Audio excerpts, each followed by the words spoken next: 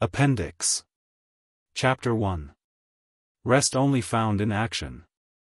A new experience, doing nothing, a failure, excitement demanded visit of English friends, I show them our country, Niagara Falls, we visit Cuba, New Orleans, Mammoth Cave, Washington, Castle Thunder, trip to California, Salt Lake City, I offer Brigham Young $200,000 to show him down east, AM interviewed at Sacramento and San Francisco, the Chinese, sea lions, the geysers, Mariposa, the big trees, Inspiration Point, Yosemite Valley, the remarkable town of Greeley.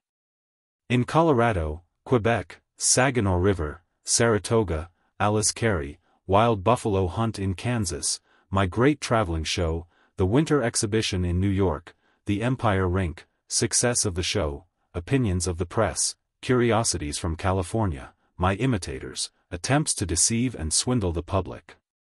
Everyone knows the story of the Emperor Charles V. His ambition gratified to satiety in the conquest of kingdoms, and the firm establishment of his empire, he craved rest. He abdicated his throne, retired from business, content to live on his laurels in the peaceful shades of the cloister at Yuste.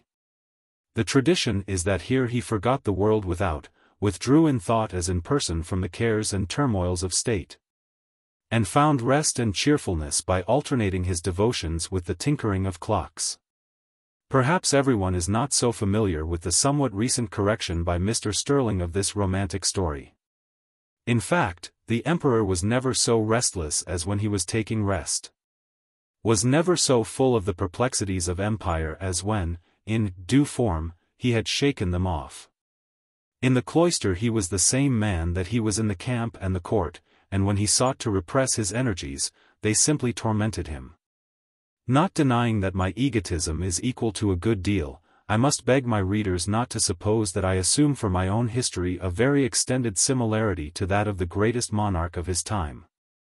In fact, the points of difference are quite as striking as those of resemblance. It is true, we both tried the clock business. But I must claim that my tinkering in that way throws that of the emperor entirely in the shade. I was not, however, fool enough to go into a cloister. Let not an illustration any more than a parable run on all fours. But I want a royal illustration. And the history of Charles V, in the particular of abdicating for rest, I find very pertinent to my own experience. I took a formal, and as I then supposed, a last adieu of my readers on my 59th birthday. I was, as I had flattered myself, through with travel, with adventure, and with business, save so far as the care of my competence would require my attention. My book closed without a suspicion that in any subsequent edition, more of the same sort, would make possible an additional chapter. It is with a sense of surprise, and withal a feeling akin to the ludicrous, that in this new edition, I cannot bring my career up to my 62nd year, without filling a few more pages. In their contents not unlike in kind to those which make the bulk of my book. As stated, previously, my final retirement from the managerial profession closed with the destruction of my museum by fire, March 3, 1868. But when I wrote that sentence I had not learned by a 3-year cessation of business, how utterly fruitless it is to attempt to chain down energies which are peculiar to my nature. No man not similarly situated can imagine the ennui which seizes such a nature after it has lain dormant for a few months. Having nothing to do, I thought at first was a very pleasant, as it was to me an entirely new sensation. I would like to call on you in the summer, if you have any leisure, in Bridgeport, said an old friend.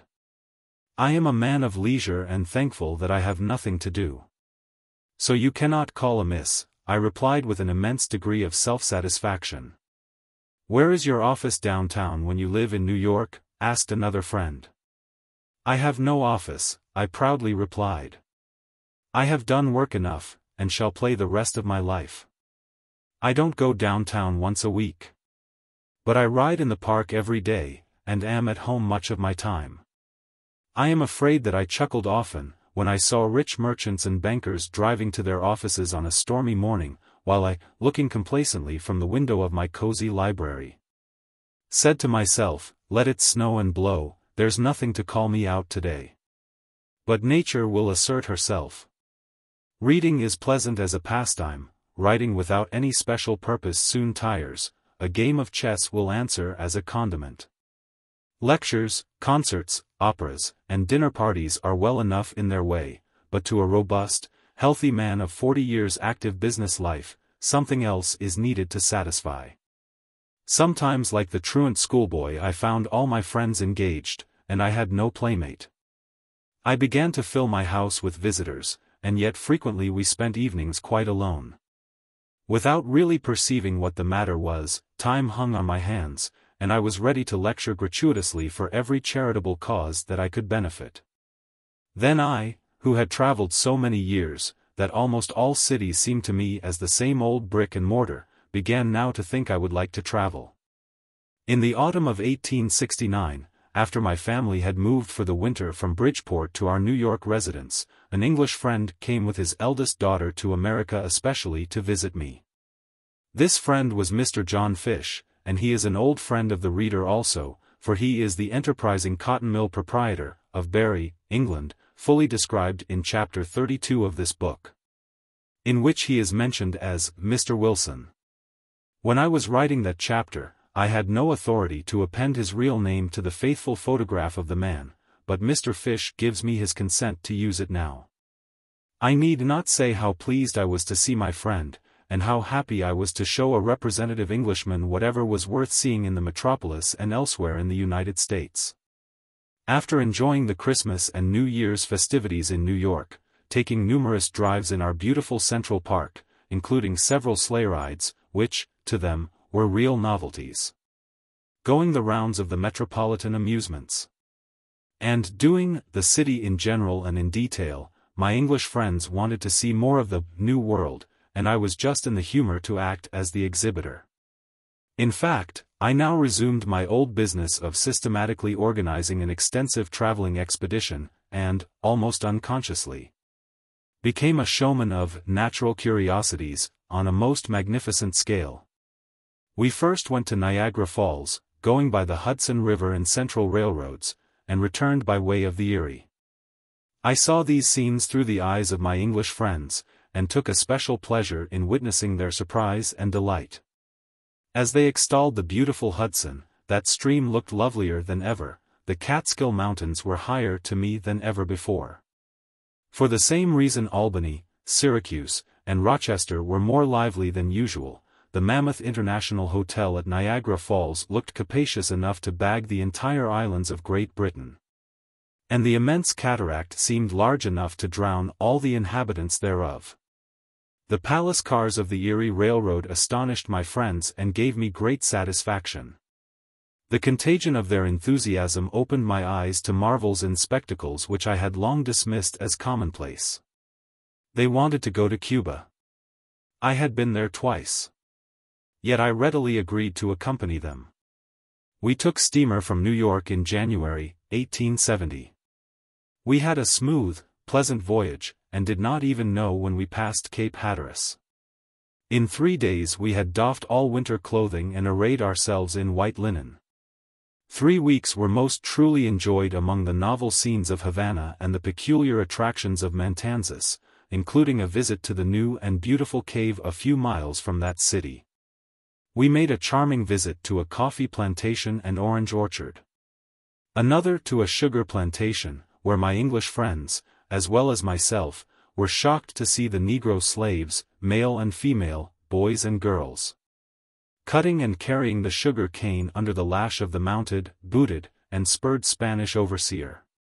But riding in our charming volantes from that plantation to the exceedingly beautiful valley of the Yumuri caused us almost to forget the sad scene we had witnessed. We all agreed as we stood on the east side of this almost celestial valley and witnessed the sun dropping behind the hill, on whose summit the royal palms were holding up their beautiful plumes, that the valley below, interspersed with its cottages and streamlets, and its rich tropical trees, shrubs and flowers, was a scene of surpassing loveliness. And I was not surprised to see the tears of joy and gratitude roll down the cheeks of the young English lady. I enjoyed the scene hugely. But as one evidence that this pleasure was derived from the enjoyment it afforded my transatlantic friends, I will say that when I was in Cuba with Jenny Lind in 1851, I witnessed the same scene without emotion, so absorbed was I in business at that time. And this is a fitting opportunity for saying that in order to enjoy traveling, and indeed almost anything else, it is of the very first importance that it be done without care and with congenial companions. We feasted upon oranges, pineapples, bananas, and other tropical fruits, and enjoyed the warm, mild days. The enjoyment was no doubt enhanced or at least better appreciated, by our reading of the freezing condition of our New York friends. The quaint buildings, and the novel manners and customs of a nation speaking a different language from our own, of course are interesting for a short time. We went to New Orleans by steamer. We stopped a few days at the St. Charles Hotel, the city, and then took passage for Memphis on a steamer which was so capacious and commodious that my English friends declared that people at home would scarce believe it was a steamer. A few days' sail up the broad Mississippi was a real treat. The conversations which my English friend held with the Southern planters, and their manumitted slaves, caused him to somewhat change his opinions in regard to the merits of our late Civil War. From Memphis we went by rail to the Mammoth Cave of Kentucky, thence to Louisville, Cincinnati, Pittsburgh, Harrisburg, Baltimore and Washington. A few days' sojourn at the best hotel in the world, the Arlington.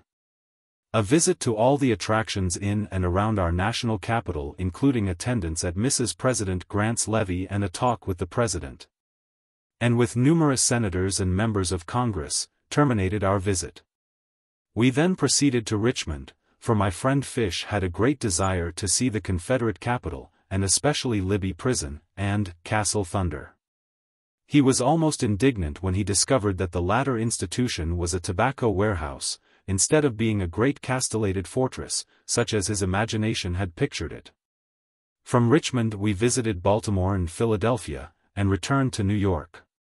In April we made up a small, congenial party of ladies and gentlemen, and visited California via the Union and Central Pacific Railroads.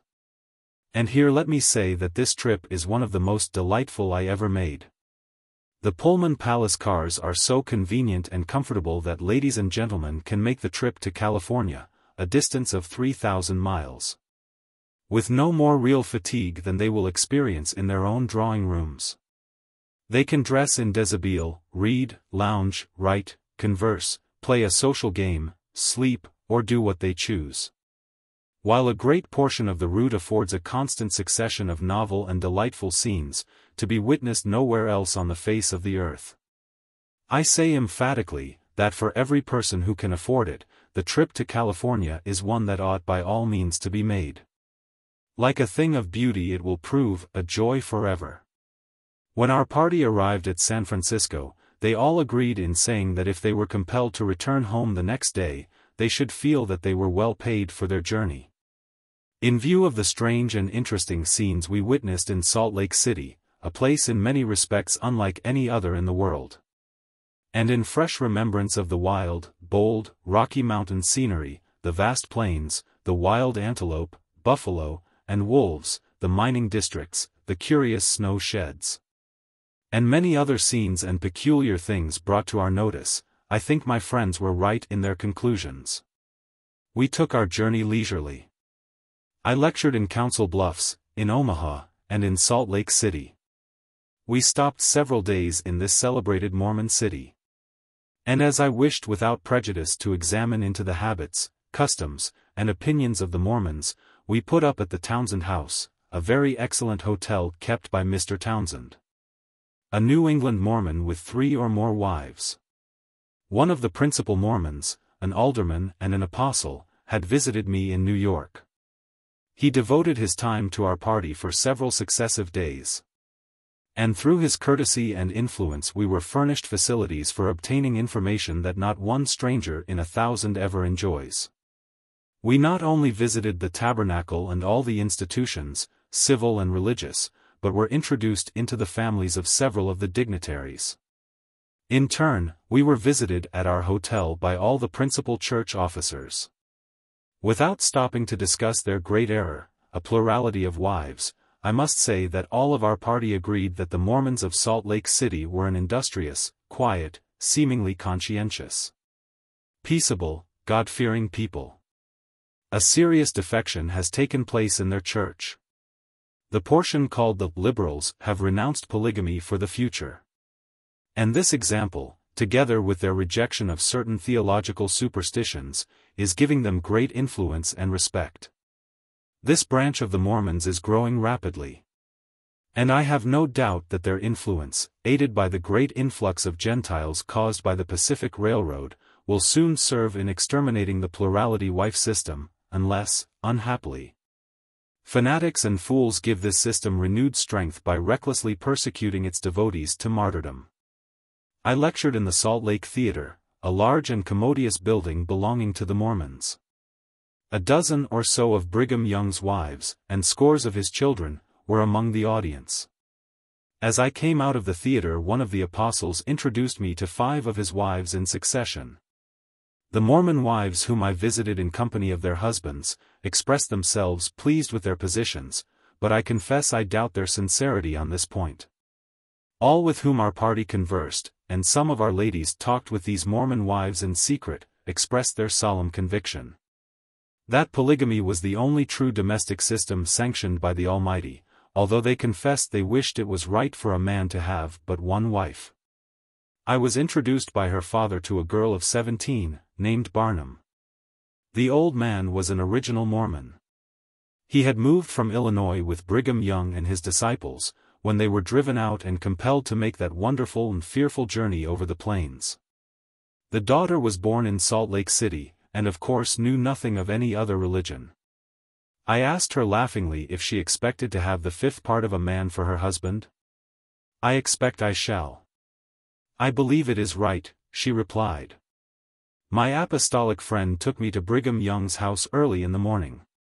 Mr. Young had gone to Ogden to accompany some bishops whom he was sending abroad. I left my card with his secretary, and said I would call at 4 o'clock. But before noon a servant from President Young brought a message for me to call on him at 1 o'clock. At the hour designated I called with my friends. Brigham Young was standing in front of one of his houses, the Beehive, in which was his reception room.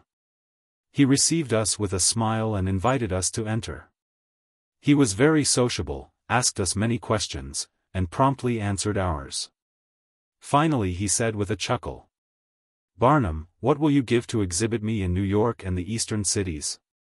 "Well, Mr. President," I replied, "I'll give you half the receipts, which I will guarantee shall be $200,000 per year, for I consider you the best show in America."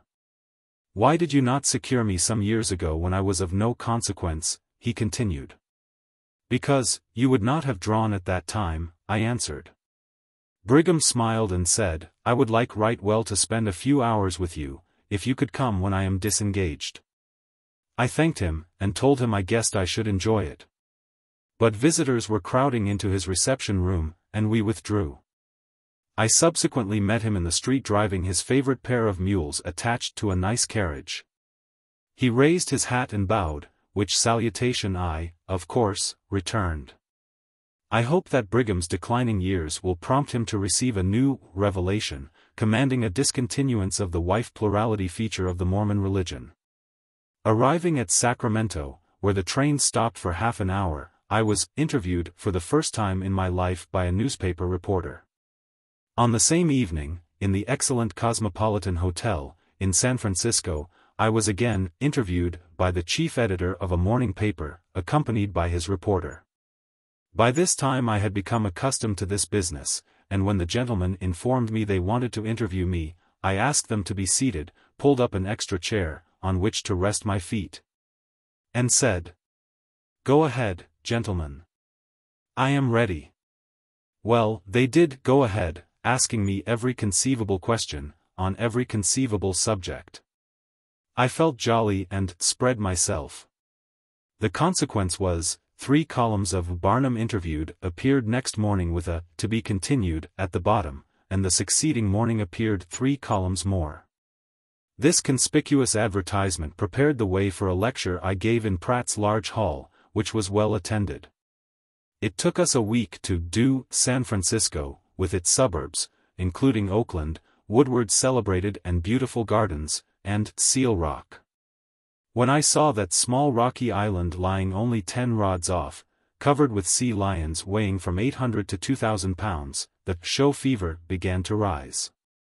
I offered $50,000 to have 10 of the large sea lions delivered to me alive in New York, so that I could fence in a bit of the East River near Jones Wood, and give such an exhibition to citizens and strangers in that city. I little thought at that time that I should subsequently expend half that sum in procuring these marine monsters and transport them through the country in huge water tanks as a small item in a mammoth traveling show. The Chinese quarters, where were their shops, restaurants and laundries, their Joss House, and the Chinese theater, gave us a new sensation, and were quite sufficient to quench a lingering desire I had long felt to visit China and Japan. The Chinese servants and laborers are diligent, peaceable, clean, and require no watching. When I remembered how many thousands of dollars I had paid to servants for not doing what I had hired them to do, I did not feel sorry that there was a prospect of the Celestials extending their travels to the eastern states. While I was in San Francisco, a German named Gabriel Kahn brought to me his little son, literally a little one. For he is a dwarf more diminutive in stature than General Tom Thumb was when I first found him. The parents of this Lilliputian were anxious that I should engage and exhibit him. Several showmen had made them very liberal offers, but they had set their hearts on having Barnum bring him out and present him to the public. Of course I felt the compliment, but was inclined to say no, as I had given up the exhibition business and was a man of leisure. But the marvelous mannequin was such a handsome, well-formed, intelligent little fellow, speaking fluently both English and German, and withal was so pert and so captivating, that I was induced to engage him for a term of years and gave him the sobriquet of Admiral. Indeed he was but a or as the New York Evening Post put it, the small boy of the period. At any rate, in the matter of growth, at a very early age he came to a full stop. Though further, in the matter of punctuation, he compels an exclamation on the part of all who see him, and occasions numerous interrogations. I dressed the little fellow in the complete uniform of an admiral, and invited the editors of the San Francisco journals and also a number of ladies and gentlemen to the parlors of the Cosmopolitan Hotel to visit him. All were astonished and delighted.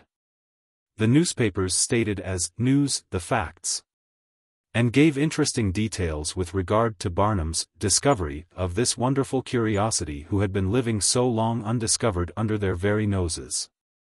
It was the old story of Charles Stratton, Tom Thumb, of Bridgeport, over again, with a new Lilliputian and a new locality. Meanwhile, I told the parents of the Admiral that personally I should not exhibit their son till I returned to New York, but advised them to give the San Franciscans the opportunity to see him during the remaining few weeks of my stay in the Golden State. My friend Woodward, of Woodward's Gardens, engaged the Admiral for 3 weeks, duly advertising the curious discovery by Barnum of this valuable nugget, further stating that as he would depart for the East in 3 weeks the only opportunity for the San Francisco public to see him was then offered at the Gardens. Immediately there was an immense furore. Thousands of ladies and children, as well as men, daily thronged the Gardens, saw the little wonder, and purchased his carte de visite. During the short period he remained there, little as dots are apt to do, made his mark, pocketed more than $1,000 for himself, besides drawing more than twice that sum from Mr. Woodward. Moreover, the extended and enthusiastic notices of the entire San Francisco press gave the Admiral a prestige and start which would favorably introduce him wherever he might show himself throughout the United States. Thus originated the public exhibition of one of the handsomest, most accomplished, and most diminutive dwarfs of whom there is any history. And the fame of the little Admiral already is rapidly spreading all over the world. Speaking of dwarfs, it may be mentioned here, that notwithstanding my announced retirement from public life I still retained business connections with my old friend, the well-known General Tom Thumb. In 1869, I joined that celebrated dwarf in a fresh enterprise which proposed an exhibition tour of him and a party of 12, with a complete outfit, including a pair of ponies and a carriage. Entirely around the world. This party was made up of General Tom Thumb and his wife, formerly Lavinia Warren, Commodore Nutt and his brother Rodney, Miss Minnie Warren, Mr. Sylvester Bleecker and his wife, and Mr. B. S. Kellogg, besides an advertising agent and musicians. Mr. Bleecker was the manager, and Mr. Kellogg acted as treasurer. In the fall of 1869, this little company went by the Union Pacific Railway to San Francisco, stopping on the way to give exhibitions at Omaha, Denver, Salt Lake City, and other places on the route. With great success. In San Francisco, Pratt's Hall, which the company occupied, was crowded day and evening for several weeks. Everyone went to see them. The exhibition was profusely hand-billed and posted in Chinese as well as in English, and crowds of celestials went to see the smallest specimens of Melicans known in that region. For Admiral. Living in San Francisco had not then been discovered by Barnum. After a prolonged and most profitable series of exhibitions in San Francisco, the company visited several leading towns in California and then started for Australia. On the way they stopped at the Sandwich Islands and exhibited in Honolulu. From there they went to Japan, exhibiting in Edo, Yokohama and other principal places, and afterwards at Canton and elsewhere in China. They next made the entire tour of Australia, drawing immense houses at Sydney, Melbourne, and in other towns, but they did not go to New Zealand. They then proceeded to the East Indies, giving exhibitions in the larger towns and cities, receiving marked attentions from Rajas and other distinguished personages. Afterwards they went by the way of the Suez Canal to Egypt, and gave their entertainments at Cairo. And thence to Italy, exhibiting at all available points, and arrived in Great Britain in the summer of 1871. Notwithstanding the enormous expenses attending the transportation of this company around the world, it was one of the few instances of profitably swinging round the circle. The enterprise was a pecuniary success, and, of course, the opportunity for sightseeing enjoyed by the little general and his party was fully appreciated. They traveled to see as well as to be seen. Fortunately they all preserved the best of health and met with no accident during the extended tour. My name did not publicly appear in connection with this enterprise. The exhibition was conducted under the auspices of Thumb, but I had a large finger in the pie. Mr. Sylvester Bleecker, the manager, wrote me from Dublin, December 6, 1871, a letter from which I extract the following. If any person will perform the feat of traveling with such a company 946 miles, 29,900 miles by sea, give 1,284 entertainments in 407 different cities and towns, in all climates of the world, without losing a single day, or missing a single performance through illness or accident, let him show his vouchers and I will give him the belt. While I am about it, I may as well confess my connection, sub rosa, with another little speculation during my 3 years' leisure. I hired the well-known Siamese twins, the giantess, Anna Swan, and a Circassian lady, and, in connection with Judge Ingalls, I sent them to Great Britain where, in all the principal places, and for about a year, their levees were continually crowded. In all probability the great success attending this enterprise was much enhanced, if not actually caused by extensive announcements in advance. That the main purpose of Changing's visit to Europe was to consult the most eminent medical and surgical talent with regard to the safety of separating the twins. Eminent surgeons in London and in Edinburgh examined these physiological phenomena and generally coincided in the declaration that their lives would be jeopardized and probably be forfeited if surgery should separate them. Of course, the reports of these examinations were duly and officially made in all the leading medical and surgical journals, as well as the reports of lectures delivered by surgeons who had given their personal attention to the case of the twins. And these accounts in English and American journals were also translated and were widely circulated throughout Europe. As this establishment did not advertise in the New York Herald, I was not a little amused to see several columns of editorial matter in that sheet published a few weeks before the Siamese twins sailed for Europe, giving elaborate scientific reasons why no attempt to separate them should be made. I quite coincided with my quondam friend Bennett in his conclusions.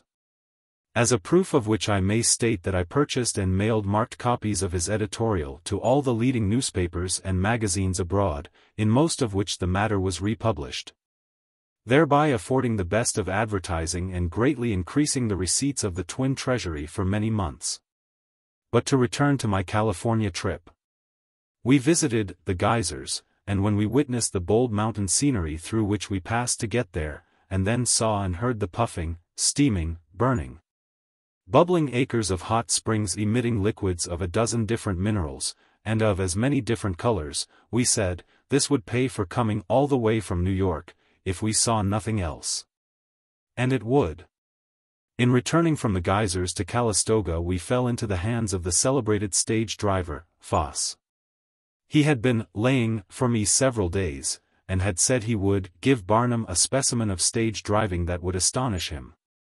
He did it. Foss is by far the greatest stage driver of modern times.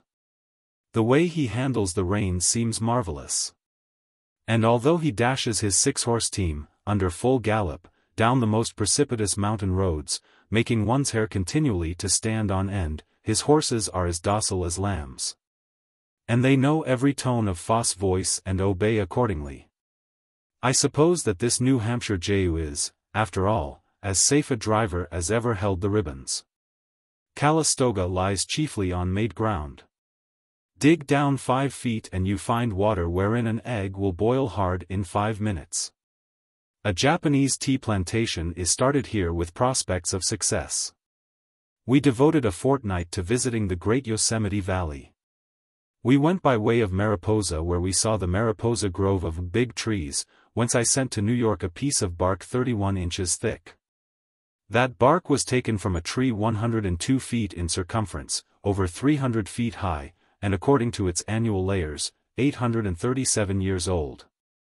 The Yosemite has been so often and so well described that I shall not attempt a new description. Suffice it to say it is one of those great and real things in nature that goes in reality far beyond any previous conception. From the moment I got a bird's eye view of this wonderful valley from Inspiration Point, until a week afterwards, when we mounted our horses to emerge from it, I could not help oft repeating, wonderful, wonderful, sublime, indescribable, incomprehensible. I never before saw anything so truly and appallingly grand. It pays me 100 times over for visiting California. On returning to Stockton, I lectured for a Methodist church pursuant to agreement made to that effect when I left for the Yosemite 12 days before. On our return home we stopped at Cheyenne and took the branch railroad to Denver, Colorado, afterwards going 50 miles by stage to the mines at Georgetown, Golden City, Central City, and other notable places. Returning from Denver, we stopped at the truly wonderful town of Greeley, where when we left home in April not 10 persons resided, but where was now settled the Union Colony. This company then numbered 600. Greeley is now a city, 2 years old, containing thousands of inhabitants and increasing at a rate totally unexampled. There is no community of interests here except in such public works as the irrigating canals and the schoolhouses. Each inhabitant owns whatever lands and buildings he or she pays for. And real estate and other property rises in value according to the increase in the number of inhabitants. Here are millions of acres of rich valley land, which needed only the irrigation that the Cache de Poudre River is giving through the canals of the Union Colony. This model town of Greeley will ever have peace and prosperity within its borders, for no title can adhere to any land or building where intoxicating drinks are permitted to be sold. It is a city of refuge from the curse of strong drink. And to it for generations to come will whole families congregate as their paradise guarded by flaming swords of sobriety and order where they can live rationally, happily, and prosperously. From Greeley we returned to New York, and my family removed to our summer quarters in Bridgeport the last of June. Here we were visited by numerous noble friends. The late Alice Carey spent several weeks with us at Waldemere, and although her health was feeble she enjoyed the cool breezes as well as the fine drives, clambakes, etc., for which Bridgeport is specially renowned. Indeed, my own house was the last which this good and gifted lady ever entered except her own in New York, to which I accompanied her from Bridgeport. Her sister Phoebe, who so quickly followed Alice to the other world, was also my guest at Waldemere. But the restless spirit of an energetic man of leisure prompted me again to travel. I went with friends to Montreal, Quebec, the Saginaw River, and the regions round about. Returning by way of Saratoga Springs, my English friends again had occasion to open their eyes at the large Union Hotel and Congress Hall, where 1,500 persons dine at one time, and 2,000 lodge under a single roof without crowding. Well, this is a big country, and you Americans do everything on a big scale, that's a fact, was the expression for the 1,000th time of my Anglo-Saxon companions. In September, I made up a party of 10, including my English friend, and we started for Kansas on a grand buffalo hunt. General Custer, commandant at Fort Hays, was apprised in advance of our anticipated visit, and he received us like princes. He fitted out a company of 50 cavalry, furnishing us with horses, arms and ammunition. We were taken to an immense herd of buffaloes, quietly browsing on the open plain. We charged on them, and during an exciting chase of a couple of hours, we slew 20 immense bull buffaloes. We might have killed as many more had we not considered it wanton butchery. My friend George A. Wells, of Bridgeport, who is a great hunter, was one of the party, and although he had slain 2 buffaloes, and had lost himself on the prairie, not only to his own dismay, but to the great terror for 4 mortal hours of all his companions, he was by no means satisfied. He wanted to camp out and hunt buffaloes for several days longer. Another Bridgeport huntsman, Mr. James Wilson, was of the same mind. But when the question was put to vote, my English friend, John Fish, who had made himself sore by hard riding, Mr. Charles B. Hotchkiss, a Bridgeport bank president, who was quite content with killing 1 buffalo, my right bower, David W. Sherwood, who with a single shot dropped an immense bull, as indeed he now and then has done with no other weapon than his tongue, David M. Reed, a Bridgeport merchant. Another Bridgeporter, Theodore W. Downs, each credited with 1 or 2 carcasses on the field. And I who had brought down 2 and had half killed another buffalo, all voted that we had done enough and were in favor of returning home. Whereupon Wells indignantly exclaimed, "I was invited out here for a hunt, but you have made it a race." But every man had killed his buffalo, some had killed 2, and we were satisfied. We had plenty of buffalo and antelope meat, and on the whole our 10 days' sport afforded another sensation, a feeling so necessary to one in my state. But sensations cannot be made to order every day. I am, therefore, taught by an experience of 3 years' retirement from business, that it is better to be moderately engaged in some legitimate occupation so long as health and energy permit. If a man is regularly in harness, though he may do but a small portion of the drawing, he will at least so far occupy his mind as not to need spasmodic excitements. Hence, although my worldly possessions, trivial indeed in comparison with the wealth of some of America's millionaires, were yet as ample as I cared to acquire.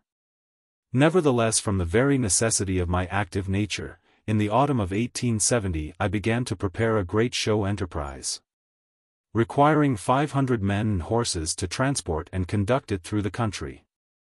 Selecting as manager of this gigantic enterprise Mr. William C. Koo, whom I had favorably known for some years as a capital showman and a man of good judgment, integrity, and excellent executive ability. We spent several weeks in blocking out and perfecting our course of action. As one project after another, involving the outlay of thousands upon thousands of dollars, was laid before Manager Koo, he began to open his eyes pretty widely. And before we had been 3 weeks in consultation, he exclaimed, "Why, Mr. Barnum, such a show as you are projecting after a while would ruin the richest man in America. for the expenses would double the receipts every day. I begged Mr. Ku not to be alarmed, reminding him that I was not wholly inexperienced in the show business, and that, in any event, I was to foot the bills. It is true that the enormous expense of this vast scheme involved a greater risk than any showman had ever before dared to assume. My main object in setting on foot this great traveling exhibition was to open a safety valve for my pent-up energies. And I felt far more anxious to put before the public a grand and triumphant show than I did to add a penny to my competence. When my plans were made public, the proprietors of the traveling shows throughout the country, with scarcely an exception, declared that my exhibition necessarily must prove a failure, for, they said, no traveling show in the world ever took in 1/2 so much money per day as Barnum's daily expenses will be. I knew that this was nearly true, but in reply to their ill-omened prognostications, I only said, well, but you see, no show that has traveled ever drew out 1/2 of the people.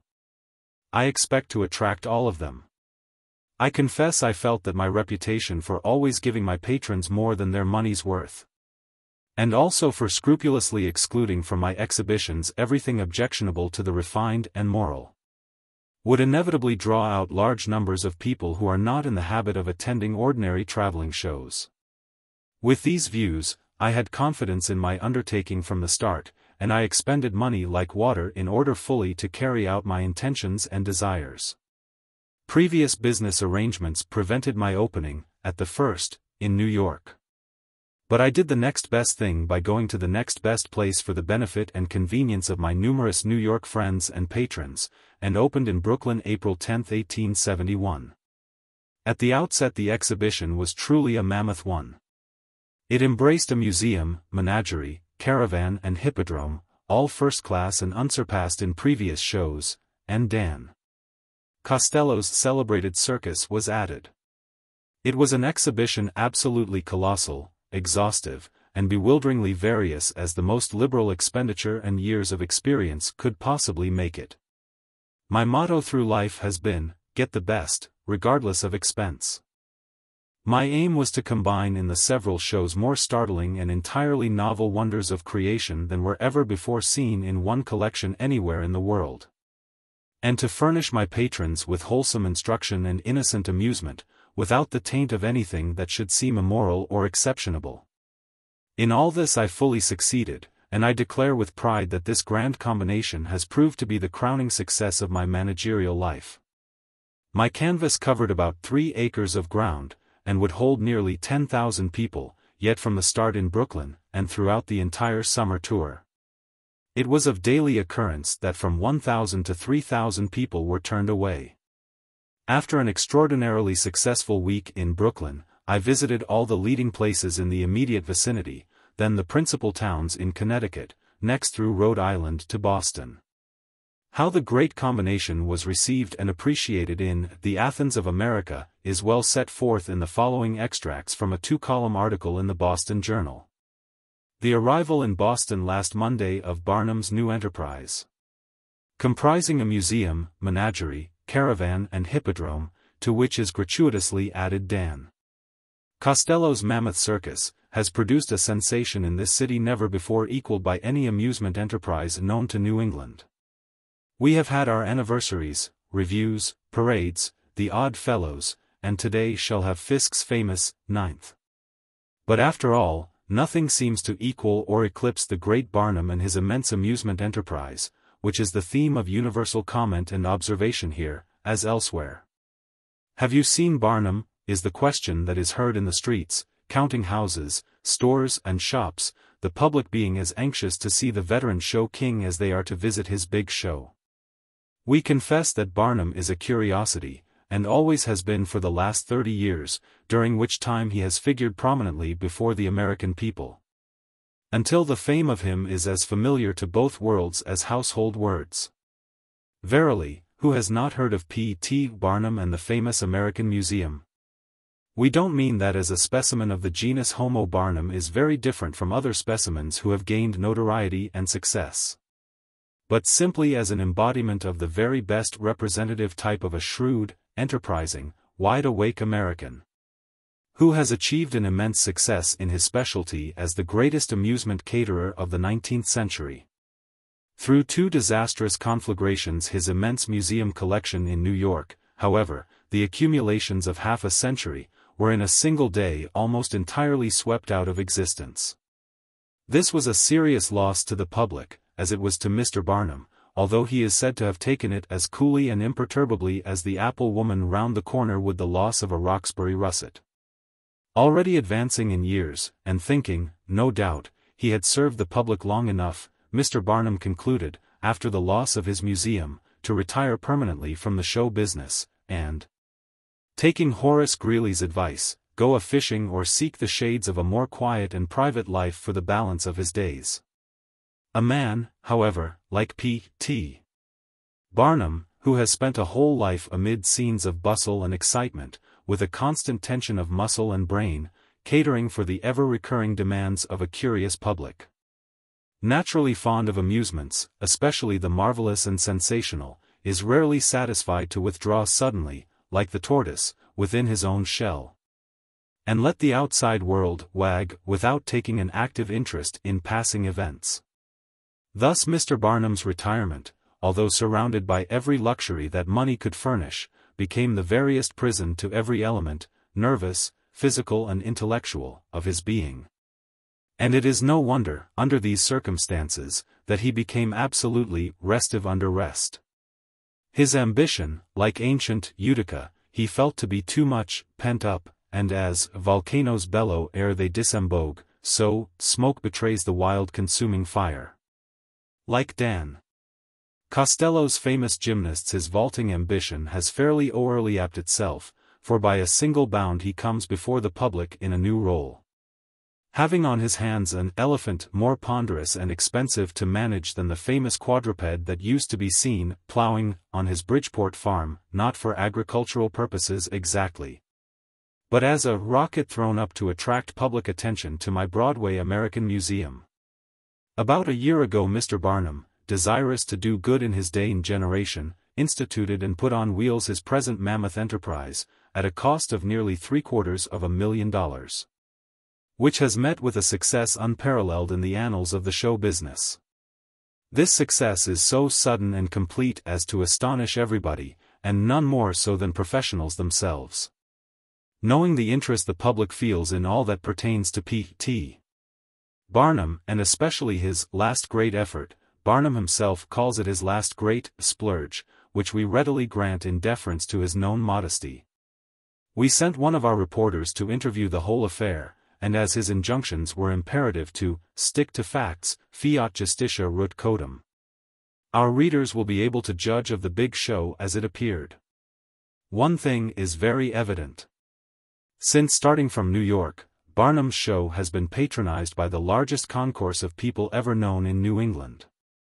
His transit across the country has been like Sherman's march to the sea, while his entertainments have been visited by the great masses, including eminent clergymen and their families, and the most respectable of all persuasions, in fact, by everybody, without reference to race, color, or previous condition, etc. Barnum's great procession, which made its first appearance in the streets last Monday, is one of the grandest and most magnificent pageants of the kind that ever appeared in Boston. The great cortege is varied and almost interminable in length.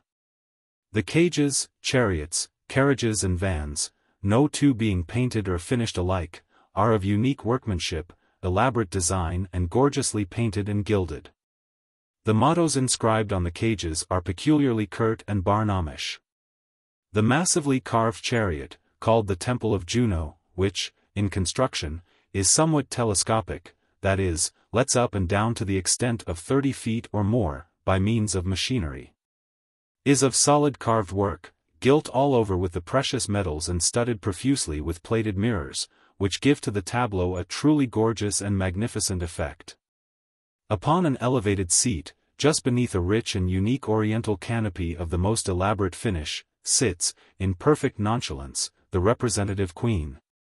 Surrounded by gods and goddesses in mythological costume, giving a striking picture of an oriental pageant, as seen in the days of the Roman emperors. This gorgeous car, built in London expressly for Barnum, is 40 feet high, and is rendered picturesque in effect by the team of elephants, camels and dromedaries which lead or escort the van. The entire procession is the longest and most varied ever witnessed here, and consisted of about 70 cages, wagons and chariots, and 250 horses. But let us follow this grand street demonstration to the ground selected for the great exposition, for we are a little anxious to know what becomes of so many horses, wagons, housings, traps and paraphernalia in general. The lot on which the 3 colossal tents are pitched presents a really novel and interesting sight. From 2 to 3 acres of land are required for all the purposes of exhibition, hotel caravansary, equerry, horse tents, etc. Immediately after returning from the pageant, the cages containing the living wild animals, and all the museum curiosities, are driven under the spacious tents and arranged in regular order. Those containing the animals being arranged in the caravan and menagerie, while the others are classified in the museum department. The horses are detached from the cages, dens and chariots by experienced grooms and immediately removed to 8 long rows of horse tents, which are located in a separate lot, containing about 30 horses each, these being principally draft and baggage horses, as the ring stock is conveyed to hotel and livery stables. Of the 245 people connected with this varied show, 2/3 were employed in getting their breakfast. The establishment is equipped with portable stoves and accomplished cooks. The meals are served in large tents, and in this way all the attachés but the artists are fed. Everything connected with the enterprise is first class, a fact which strikes one, turn which way he will. Not only is everything done for the comfort and convenience of the people engaged with it, but the same thoughtfulness is manifested in behalf of the horses, whether used for draft purposes or as accessories to the Arnic performances. The tents in which the horses are kept are large, and ample room is assigned each animal.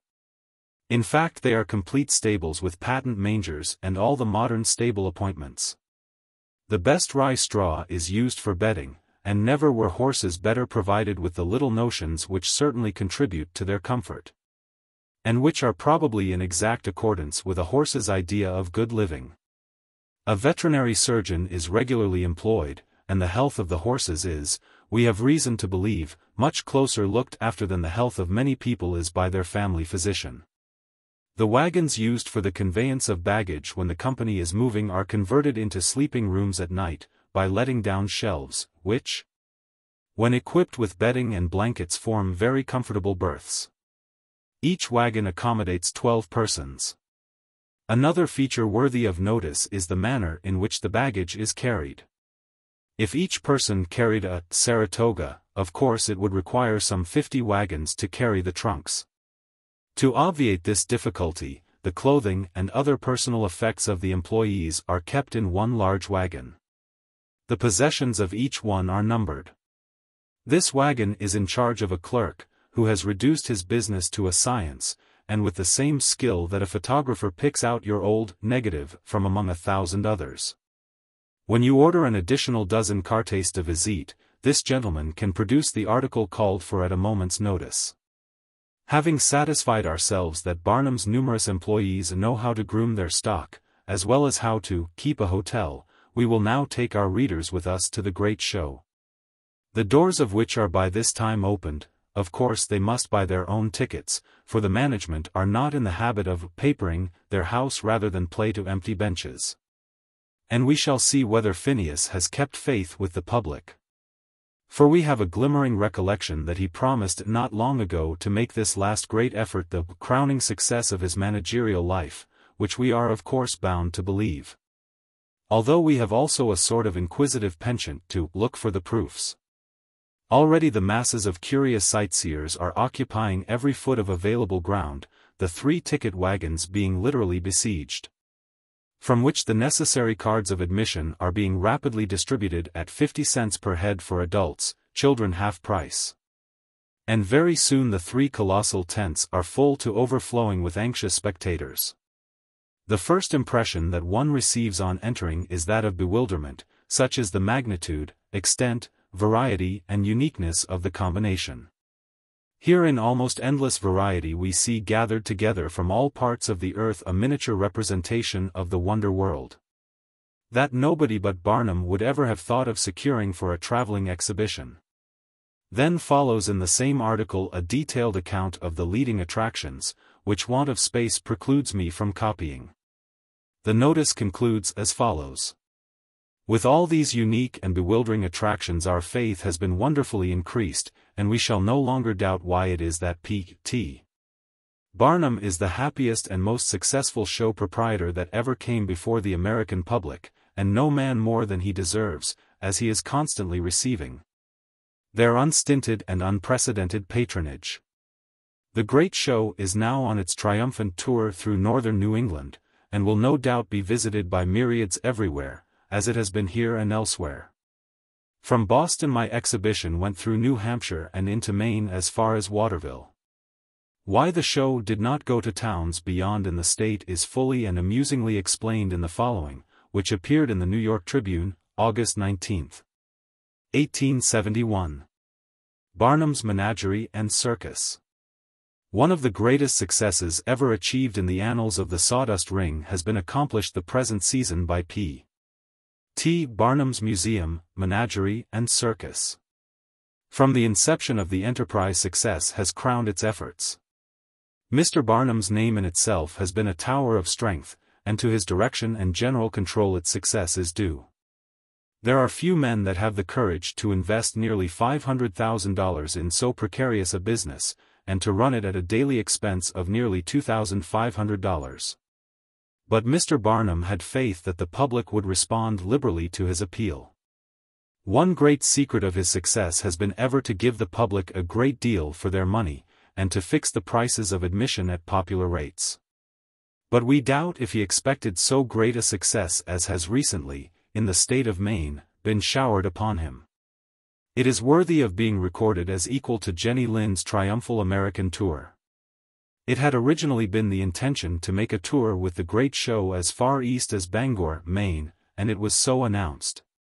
But subsequently they found that there were many bridges over which it was impossible for the large chariots to pass, and that the show would be obliged to make stands at several small towns en route which could not possibly pay the running expenses even if every inhabitant attended.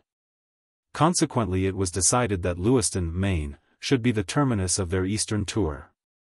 The following letter, dated Winthrop, Maine, July 30th, from a correspondent, will best convey the idea of the great interest and enthusiasm there manifested by the people. The business in Maine has been immense, contrary to the predictions of showmen generally. Since entering the state, except at Brunswick, where it rained hard all day, they have been compelled to show 3 times daily to accommodate the vast crowds that flocked from every direction. While exhibiting at Gardiner and Augusta persons came all the way from Bangor. When they reached Waterville, a scene occurred which has never been equaled in this or any other country. The village was crowded with people who had come from the surrounding country, many of them traveling a distance of 75 miles. And all the morning crowds were pouring in from all points of the compass in carriages, wagons, ox carts, and on foot. Near the circus tents, in an adjoining field, were several large tents pitched, which had served to shelter the people the previous night who had come long distances and encamped there.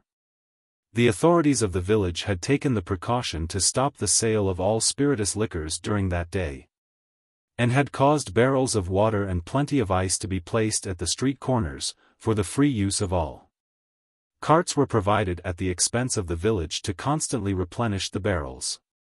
The early morning performance was commenced and it was found that they could not accommodate a tithe part of their patrons, and ere its close an excursion train of 27 cars, crowded in every part, came in from Bangor, closely followed by another of 17 cars from Belfast. Seeing this vast accession to the already large numbers of visitors, the manager was somewhat puzzled how to accommodate them. Finally, it was decided to give a continuous exhibition, giving an act in the circus department every few moments. This style of performance was kept up without cessation until 9 o'clock in the evening, when a heavy shower of rain falling, afforded the manager an excuse to close the exhibitions. The men and horses were completely exhausted, and their next drive being 48 miles to Lewiston, where they were to exhibit 3 times, they shipped all the ring horses by railroad, to give them an opportunity for much-needed rest. On driving out of Augusta, on July 29, they narrowly escaped an accident similar to the one which happened in New Jersey. One of the passenger wagons, with 12 passengers and having 4 horses attached, had driven down a steep hill, when suddenly they came upon a locomotive crossing the road immediately in front of them. The driver, with great presence of mind, suddenly pulled the horses to the right, making an abrupt turn, which overturned the wagon, breaking the arm of Mr. Summerfield, one of the business men, bruising several others, and injuring somewhat severely Joseph, the French giant, who was compelled to remain behind the show for a couple of days. From Maine we went across Vermont, exhibiting in the more important places, to Albany and Troy. At Albany it was impossible to secure a suitable locality for the exhibition short of a distance of 2 miles from the city. Yet here distance seemed literally to lend enchantment to the view, for every exhibition was thronged, and here as everywhere, thousands were turned away who were unable to find room. Our route from Albany was along the line of the New York Central Railroad to Buffalo, and back by the Erie Railway to the Hudson River, exhibiting nearly everywhere.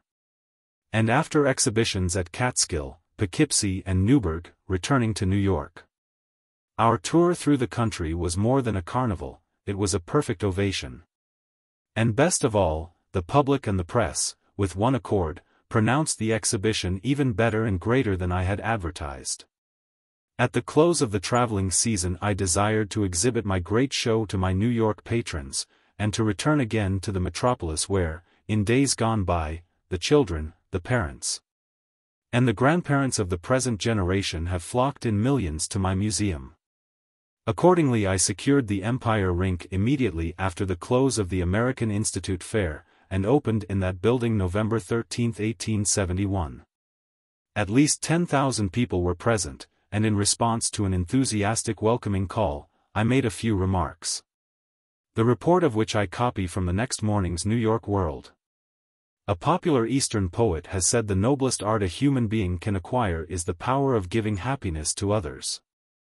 I sincerely hope this is true, for my highest ambition during the last 30 years has been to make the public happy.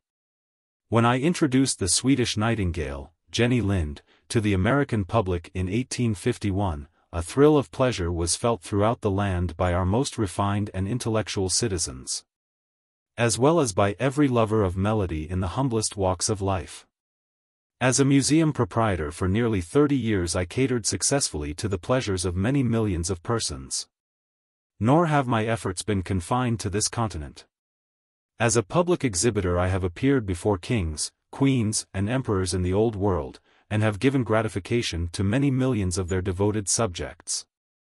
50 years ago some moralists taught that it was wicked to laugh, but all divines of the present day have abandoned that untenable and austere position, and now almost universally agree that laughter is not only conducive to health, but very proper and to be encouraged, for, as the Bard of Avon justly says, with mirth and laughter let old wrinkles come.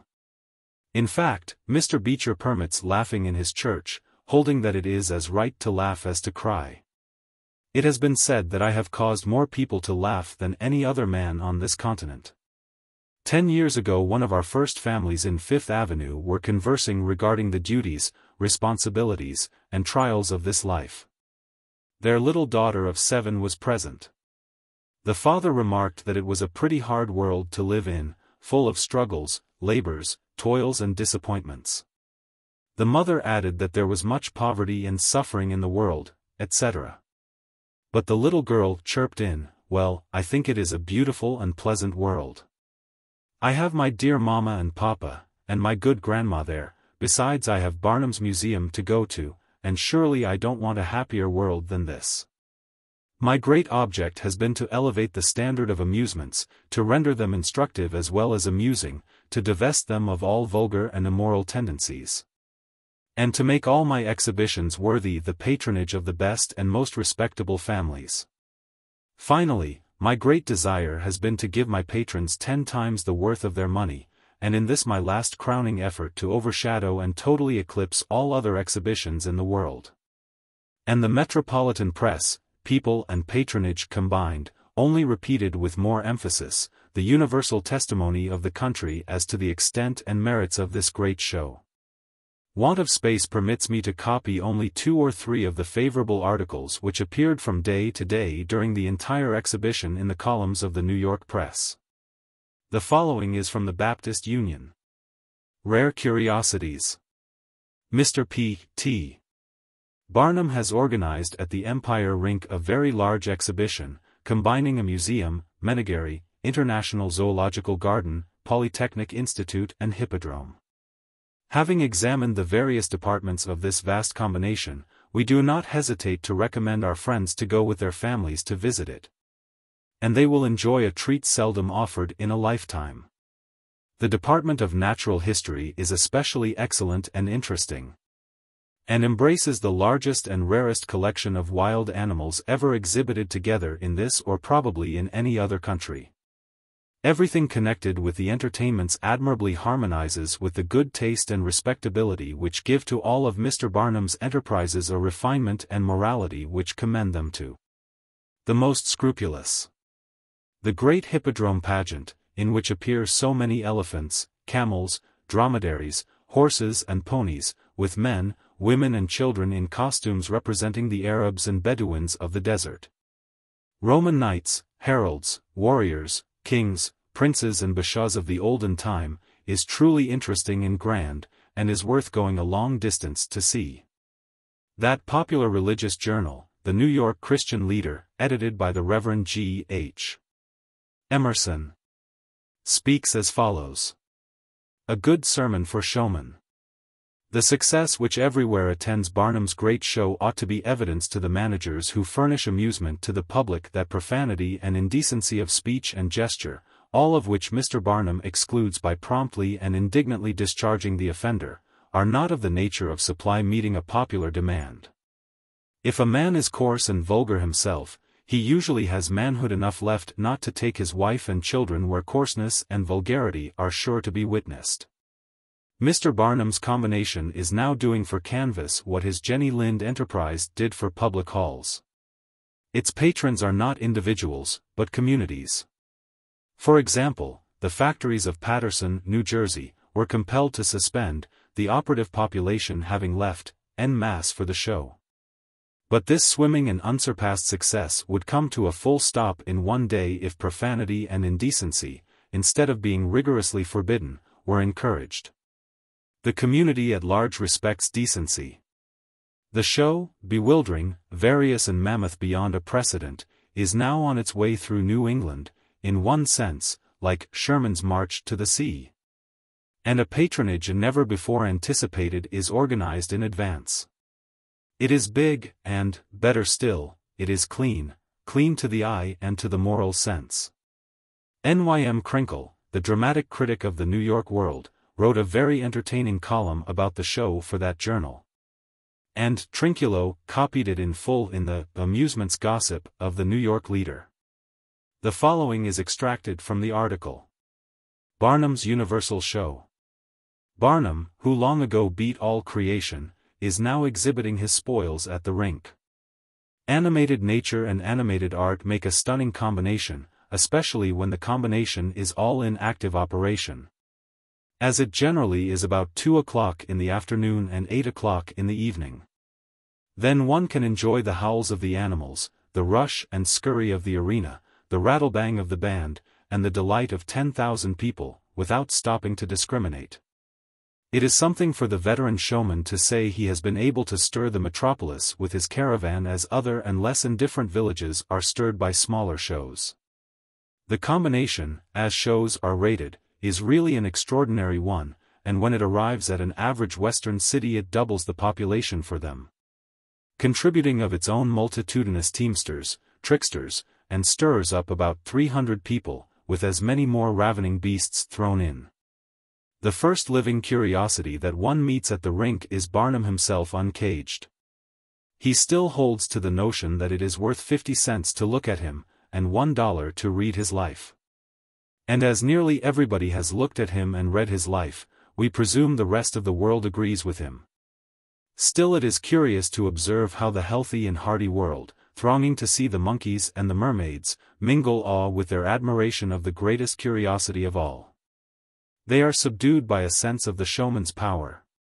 They skirt carefully round the edges of his greatness, so as not to attract too much of his attention, for who could tell at what moment, if he so chose, he would exhibit them. We say the healthy and hearty world, for of course the unhealthy and deformed world, which we all know was made to be exhibited, throngs as of old in supplicating procession after him. Three-legged women and four-legged men, and double-headed children may be seen at all hours congregating on the Third Avenue in the vicinity of the rink, seeking audience of the great showman.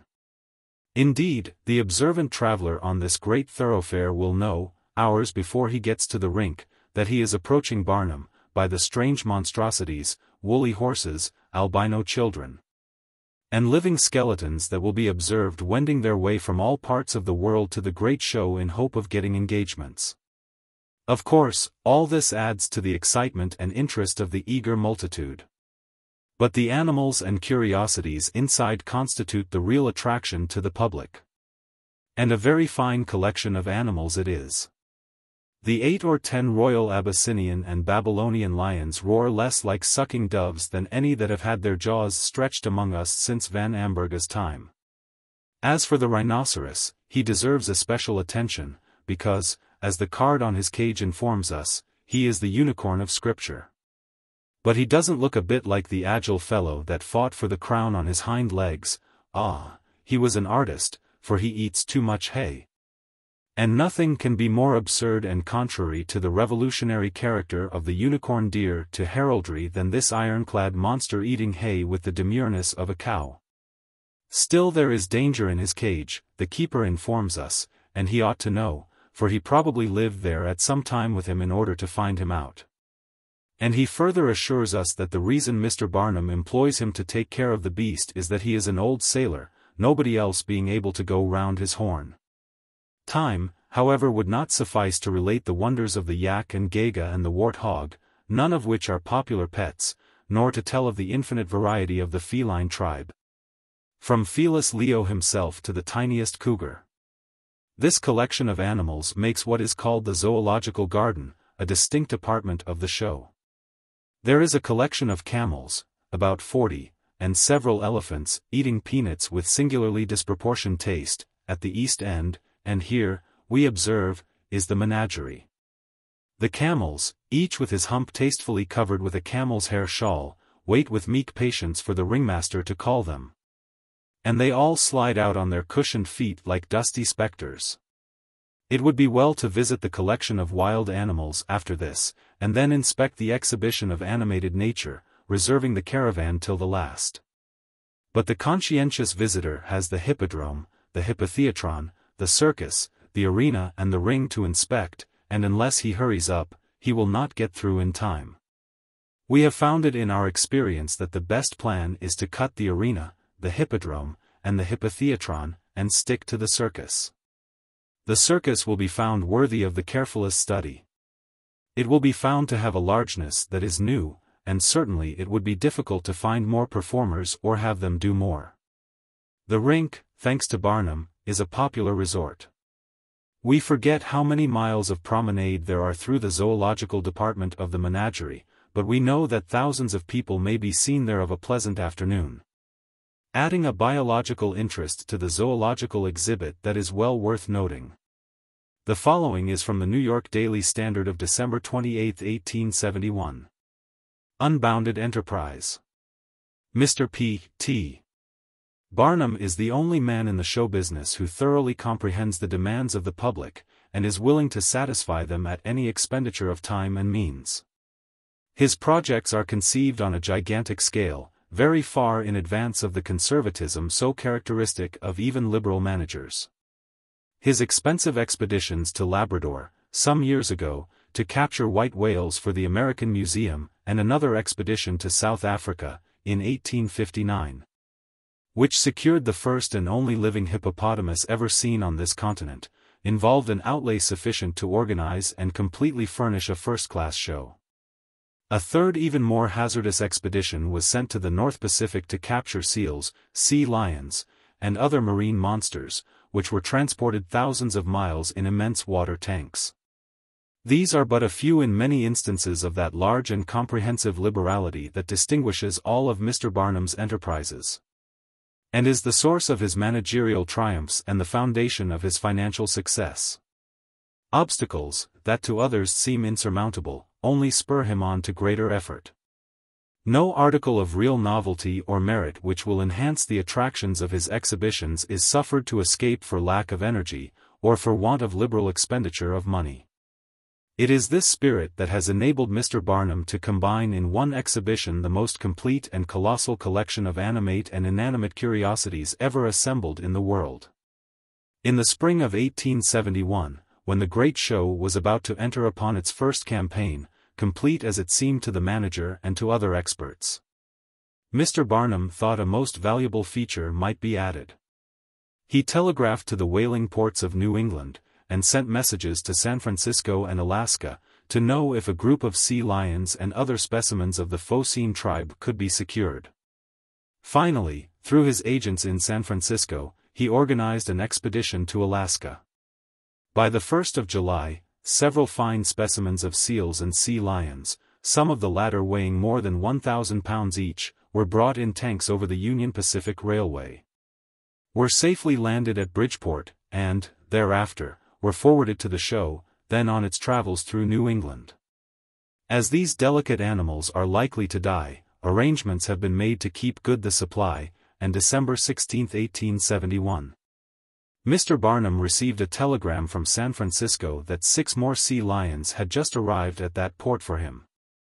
2 of these will be sent, by arrangement, to the Zoological Gardens, in Regent's Park, London, and the rest, with several seals captured in the same expedition, will be added to Barnum's show next spring.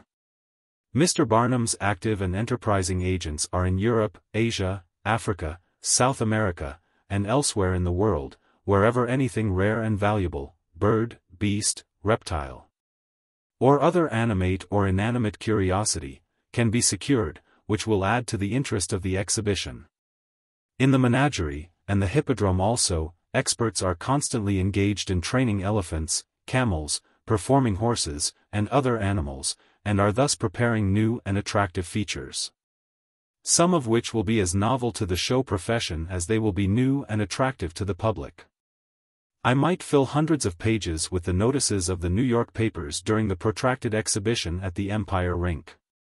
Every day, almost, the journals had something new to say about the show, from the simple fact that nearly every day the addition of some new animal or attraction, or fresh features in the ring performances compelled new notices. The exhibition continued with unabated success and patronage till after the holidays, when necessary preparations for the spring campaign, including the repainting of all the wagons, compelled me to close. I must make mention merely of 2 genuine curiosities from California, the one a section of one of the big trees, and the other a bright young digger Indian, who was my guide through the Yosemite Valley. I little thought when I saw the big trees that I should soon secure for exhibition in New York a gigantic section of one of them, with the bark, which, set up as it enclosed the tree, enclosed. On one occasion, at the Empire Rink, 200 children from the Howard Mission.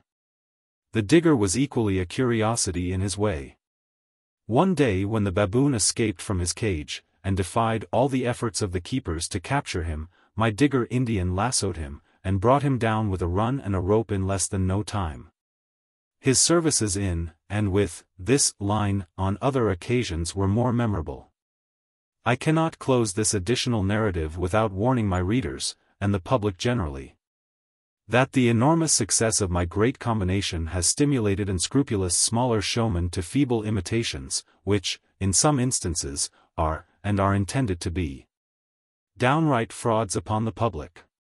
Nearly every circus and menagerie in the country has lately added what is called a museum, and in some cases they have employed a man named, or supposed to be named, Barnum, intending to advertise under the title of Barnum's Show, thereby deceiving and swindling the public. The trick is very transparent, and can be successful, if at all, only in very rural regions, where the newspapers fail to penetrate. The so-called museums may embrace a stuffed animal or two, and a small show of waxworks. Indeed, some of these minor managers have bought cast-off curiosities from me, and cheap rubbish from old museums, with which to set up the new features in their circuses or menageries. The whole public knows that there is but one P.T. Barnum, and but one show in the country of sufficient importance to bear his name. I trust to my name and my long worked for and well-earned reputation to ensure the public against imposition from the attempts of my imitators, who are as unprincipled as they will be unsuccessful in their efforts to defraud me and to delude the public. Appendix. Chapter 2. A remarkable campaign. Record of events, immense business, retrograding not my nature, treasurer's report, surprised at last, excitement in the rural districts, camping out, seeing Barnum, an incident of travel, down the bank, a terrible night, a temperance crew, close of the tenting season, westward ho. Free lectures, Waldemere, a $50,000 dooryard, visit of Horace Greeley, trip to Colorado, my new enterprise, 14th Street Hippodrome, grand opening, a brilliant audience, departure for the South, New Orleans in winter, news of the conflagration, business before pleasure, en route for home, speech at the Academy, season of 1873, conclusion. Written up to February, 1873. Readers of the preceding pages will expect in this appendix a brief resume of events relating to my great traveling World's Fair for the season of 1872.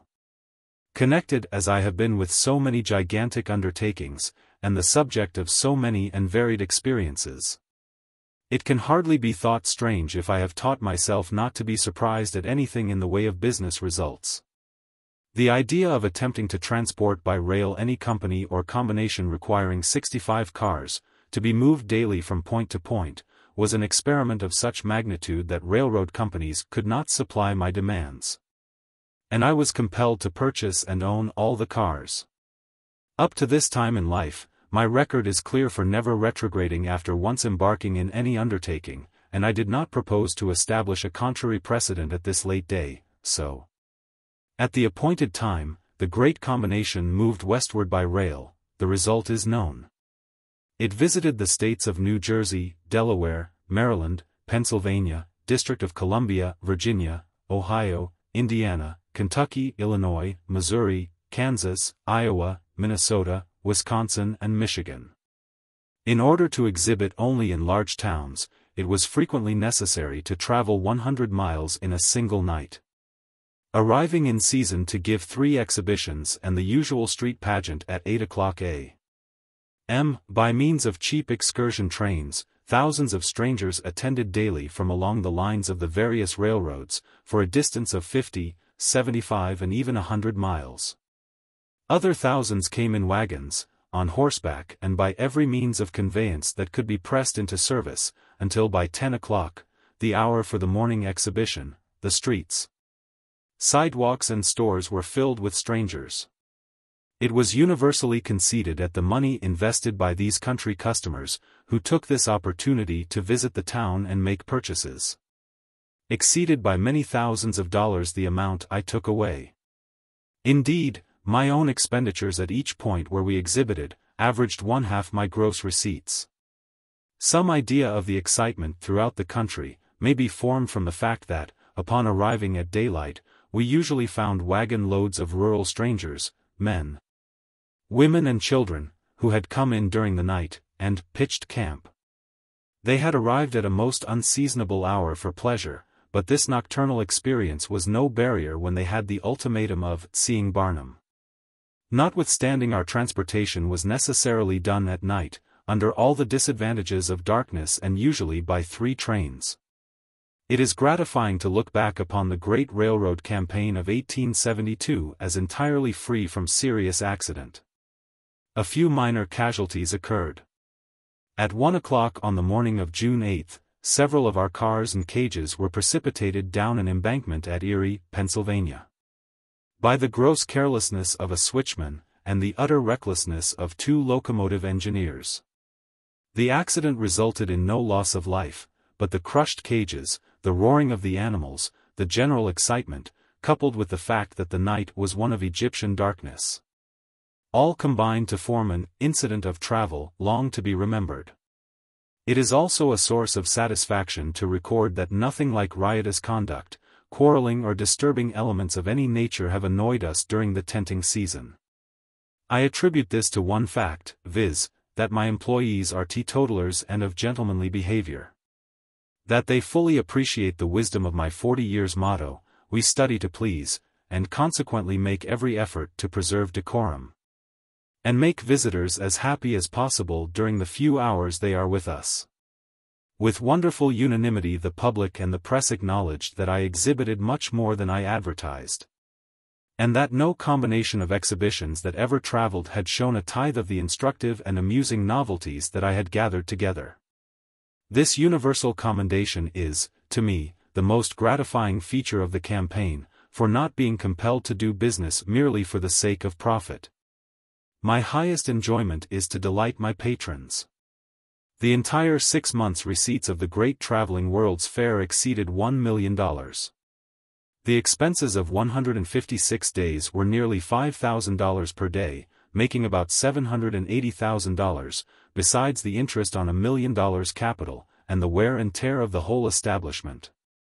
Although these daily expenses were more than double the receipts of any other show ever organized in any country, the financial result surprised everyone, and even I, who had anticipated so much, was a little set back when my treasurer made his final report. It will be remembered that it was the year of a heated presidential campaign, when factional strife and political ambition might be expected to monopolize public attention to the serious detriment of amusements generally. I think I may with truth say that no other man in America would have dared to assume such risk.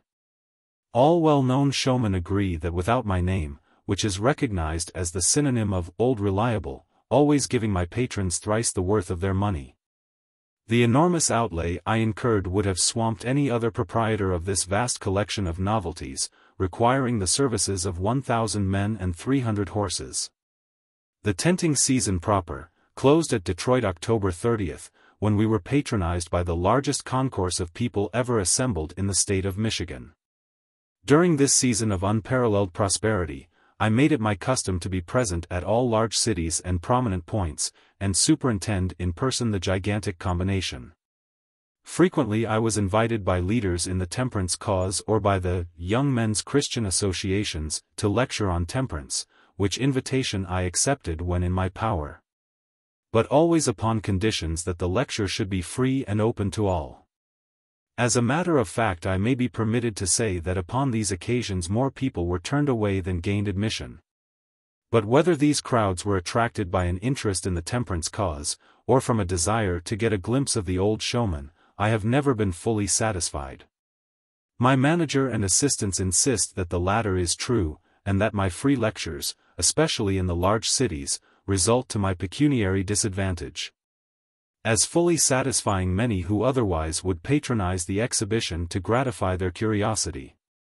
However, as our immense pavilions are always crowded, I can see no real cause for complaint. At my stage of life I confess to a deeper interest in the noble cause of temperance than I ever had in the largest audience ever assembled under canvas.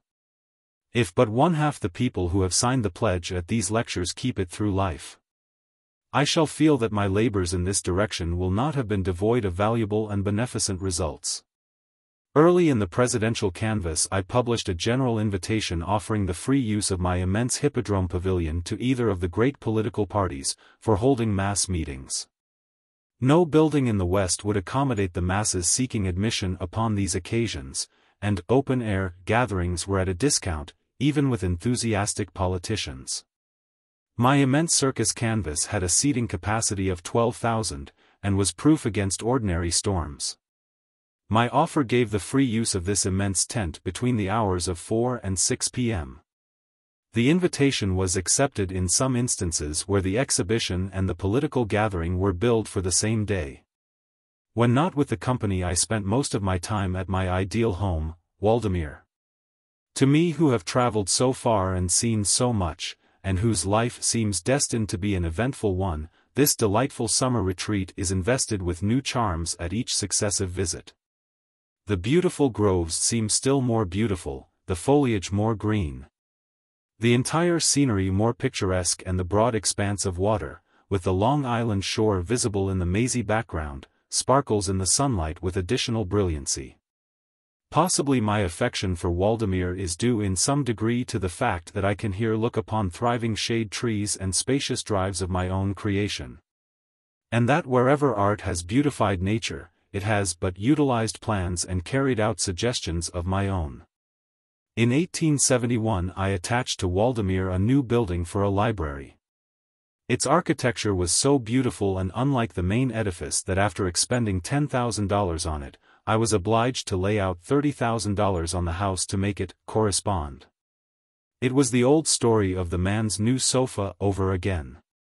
When the building was enlarged, the lawn on the east side appeared too narrow, so I purchased a slip of land, 7 acres, on that side for $50,000.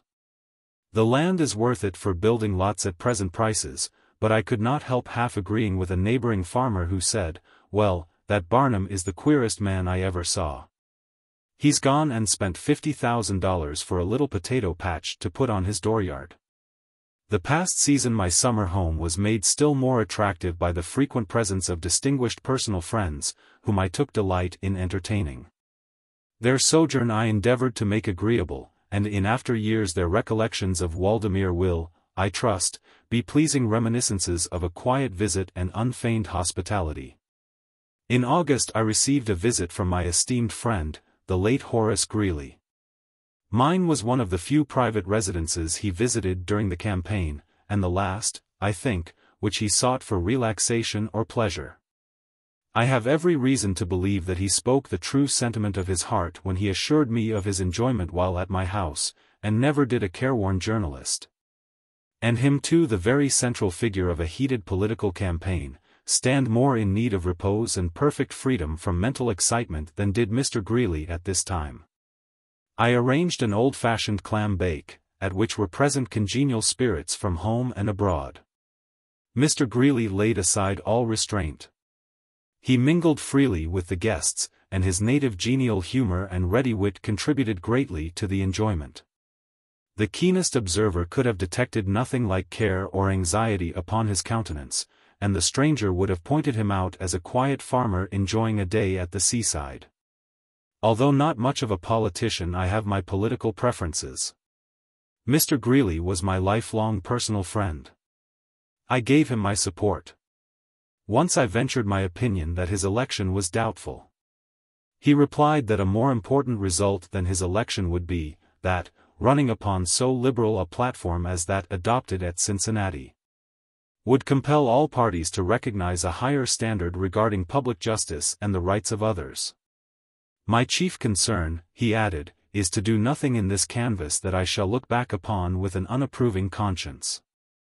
In October I visited Colorado accompanied by my English friend John Fish, and a Bridgeport gentleman who has an interest with me in a stock-raising ranch in the southern part of that territory. We took the Kansas Pacific Railroad to Denver, seeing many thousands of wild buffalo, our train sometimes being stopped to let them pass. The weather was delightful. We spent several days in the new and flourishing town of Greeley. I gave a temperance lecture there, also at Denver. At the latter city, in the course of my remarks, I told them I never saw so many disappointed people as at Denver. The large audience looked surprised, but were relieved when I added, half the inhabitants came invalids from the East, expecting to die, and they find they cannot do it. Your charming climate will not permit it. And it is a fact. I am charmed with Colorado, the scenery and delightful air, and particularly would I recommend as a place of residence to those who can afford it, the lively, thriving city of Denver. To those who have their fortunes yet to make, I say, go to Greeley. We took the narrow gauge road from Denver to Pueblo, stopping at Colorado Springs and the Garden of the Gods. The novel scenery here amply paid us for our visit. From Pueblo I proceeded 40 miles by carriage to our cattle ranch, and spent a couple of days there very pleasantly. We have several thousand head of cattle there, which thrive through the winter without hay or fodder of any kind. At the close in Detroit of the Great Western Railroad tour, I equipped and started south a museum, menagerie and circus, which, while it made no perceptible diminution in the main body, was still the largest and most complete traveling expedition ever seen in the Southern states. Louisville was designated as the rendezvous and point of consolidation of the various departments, and the new expedition gave its initial exhibition in the Falls City, November 4. Much of the menagerie consisted of animals of which I owned the duplicate, and hence could easily spare them without injuring the variety in my zoological collection. I was aware also that many of the rare specimens would thrive better in a warmer climate, and as the expense of procuring them had been enormous, I coupled my humanitarian feelings with my pecuniary interests and sent them south. And now in this routine of events for 1872, I record one important project with mingled feelings of pleasure and pain. In August I purchased of Mr. L.B. Lent the building and lease in 14th Street, New York, known as the Hippotheatron. One purpose was to open a museum, menagerie and hippodrome that would give employment to 200 of my people who otherwise would be idle during the winter. Another and main object was to take the inaugural steps toward the foundation of a permanent establishment, where the higher order of Arnic entertainments could be witnessed under all the advantages of a thoroughly equipped, refined and moral dramatic entertainment.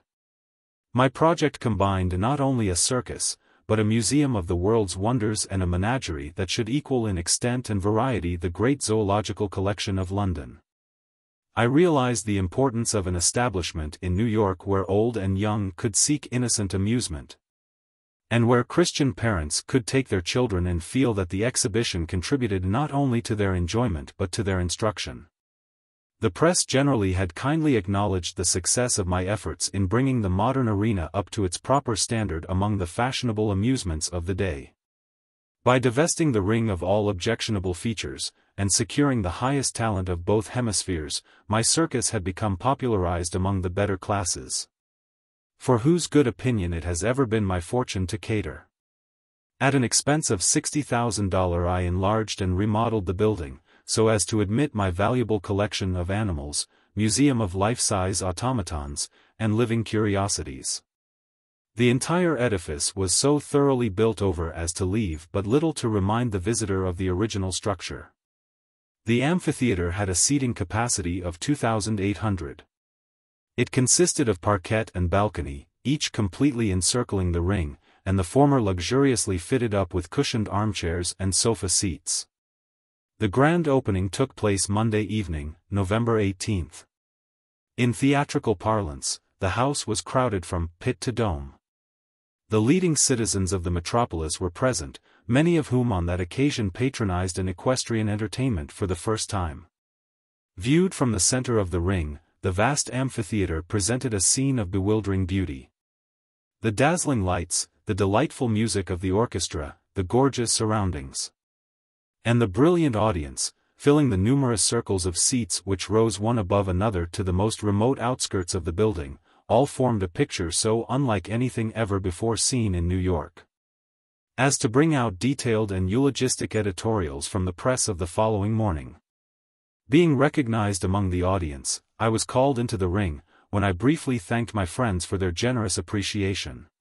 From this date the establishment was open daily from 11 a.m. to 10 p.m., with hippodrome performances afternoon and evening. On December 16, 4 weeks after the inauguration of the new 14th Street building, I started for New Orleans, to visit my southern show. I found the Crescent City luxuriating in its usual winter rains, and paddling through its regular rations of mud and slush, happy in its very dreariness. The contentment of the native population of New Orleans reaches the sublime. The average citizen accepts rain and its kindred elements as special attractions indigenous to that climate. And unless the levee breaks and the turbulent Mississippi overflows the city, they see no occasion to murmur. During the brief intervals of sunshine I rode through the principal streets, met several old acquaintances, and renewed friendships formed many years ago. Changes I found, it is true, but they are changes resulting from nature rather than from human hands. The ravages of time and natural decay seem to offset all the thrift of which New Orleans can boast. No northerner, no matter how frequent his visits, fulfills his destiny until he drives to the suburbs and plucks his fill of oranges. Upon the occasion of my visit, political dissensions monopolized public attention. What with the continual skirmishing between the municipal, state and general governments, the city was in a most disagreeable turmoil. And one retired at night quite uncertain as to what administration would be in power in the morning. Once I had occasion to inquire for the governor's address, and my companion innocently asked, "Which one?" Compared to the civic and military imbroglio in New Orleans in December, the political situation of Mexico was one of placid serenity. It was while quietly seated at the breakfast table, at the St. Louis Hotel, in the Crescent City, on Tuesday, December 24th, that the waiter handed me a telegram. I had been reading in the morning papers of the flooding of my show grounds on Canal Street, and of the change of location my manager had been forced to make. These annoyances had prepared me when I read the dispatch to fully appreciate Longfellow's words. So disasters come not singly. It was as follows. New York, December 24th. To P.T. Barnum, New Orleans. About 4 a.m. Fire discovered in boiler room of circus building, everything destroyed except 2 elephants, 1 camel. S.H. Hurd, Treasurer. Calling for pen, ink and paper, I then and there cabled my European agents to send duplicates of all animals lost, with positive instructions to have everything shipped in season to reach New York by the middle of March. They were further directed to procure at any cost specimens never seen in America, and through subagents to purchase and forward curiosities, animate and inanimate, from all parts of the globe. Cable dispatches were also sent to the celebrated inventors and manufacturers of automatons, in Paris, to lose no time in making and purchasing everything new and wonderful in the way of mechanical effects. This feature of my great exhibition had proved so attractive that I determined at once not only to duplicate it, but to enlarge this department to double its original size. I then dispatched the following to my son-in-law. New Orleans, December 24th. To S.H. Hurd, New York. Tell editors I have cabled European agents to expend $500,000 for extra attractions, will have new and more attractive traveling show than ever early in April. P. T. Barnum. These details attended to, I could see no further occasion for delaying breakfast and taking a calm view of the situation. The total destruction of this beautiful building and its valuable contents, was an item of news for which I was ill prepared, and the extent of which calamity I could scarcely comprehend. I could realize in a measure a vast conflagration, with its excitement and contingent incidents, but I could not think without a shudder of the terrible sufferings of 100 wild beasts, in their frantic, howling efforts to escape the flames. For a moment I was disposed to censure my agents and employees for permitting such a wholesale destruction of these poor animals. Then I remembered the reliable men I employed, and could not but feel assured that everything in their power had been done. The 4 beautiful giraffes, the only ones in the United States, and which alone cost $80,000, were lost in the general sacrifice. I learned afterwards that every effort was made to rescue them, but the poor innocent pets were utterly paralyzed with fear, and could not be made to move, even after the lattice enclosure had been torn away. Had they escaped the burning building, the terrible cold night would doubtless have killed them before they could have been sheltered from the weather. No pecuniary compensation could satisfy me for the loss of these and many other rare animals. Returning to New York, I learned that my loss on building and property amounted to the neighborhood of $300,000. To meet this I held insurance polices to the amount of $90,000. My equestrian company, in which I took great pride, and which I had hoped to give employment during the winter, was of course left idle until the opening of the summer season. The members lost their entire wardrobe, a loss of which can only be appreciated by professionals.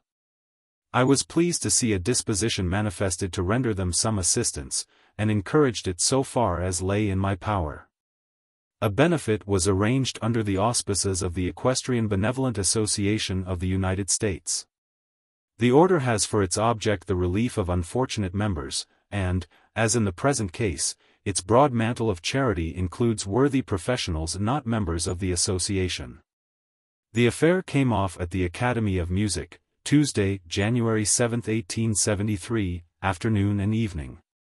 Many stars in the equestrian, dramatic and musical firmament volunteered for the occasion, and the two entertainments were largely attended.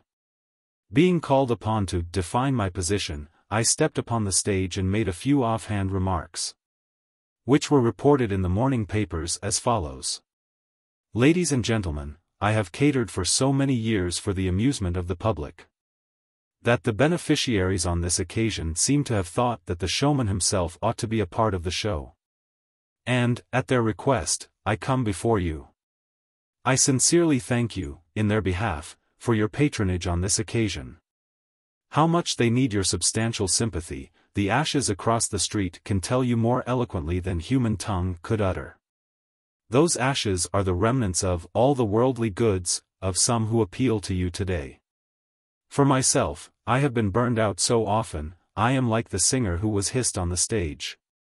Hiss away, said he, I am used to it. My pecuniary loss is very serious, and occurring as it did, just before the holidays, it is all the more disastrous.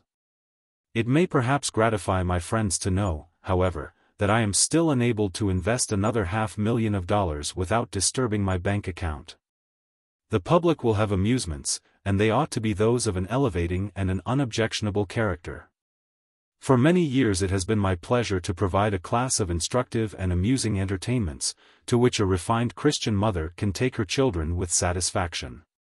I believe that no other man in America possesses the desire and facilities which I have in this direction. I have, therefore, taken steps, through all my agents in Europe and this country, which will enable me to put upon the road, early in April, the most gigantic and complete traveling museum, menagerie and hippodrome ever organized. It has been asked whether I will build up a large museum and menagerie in New York. Well, I am now nearly 63 years of age. I can buy plenty of building sites and get plenty of leased lots for a new museum, but I cannot get a new lease of life. Younger members of my family desire me to erect in this city an establishment worthy of New York and of myself. It will be no small undertaking. For if I erect such an establishment, it will possess novel and costly features never before attempted. I have it under consideration, and within a month shall determine whether or not I shall make another attempt. Of one thing, however, you may be assured, ladies and gentlemen, although conflagrations may, for the present, disconcert my plans. Yet while I have life and health no fire can burn nor water quench my ambition to gratify my patrons at whatever cost of money or of effort. I shall never lend my name where my labors and heart do not go with it, and the public shall never fail to find at any of my exhibitions their money's worth 10 times told. The following paragraph from the New York Tribune of January 16, 1873, will give an inkling of what I am about, as I send these last pages to press. Barnum and the Automaton Talker. Mr. Phineas T. Barnum, the genial showman, contributes a good deal to our amusement, and all New Yorkers have a kindly side for him. Here is the Philadelphia Press's account of his latest achievement. Early yesterday morning Professor Faber received a call, at the Girard House, from the renowned showman, P.T. Barnum, who is now on a visit to Philadelphia in pursuit of wonders for his great traveling show. Within 2 hours Prof.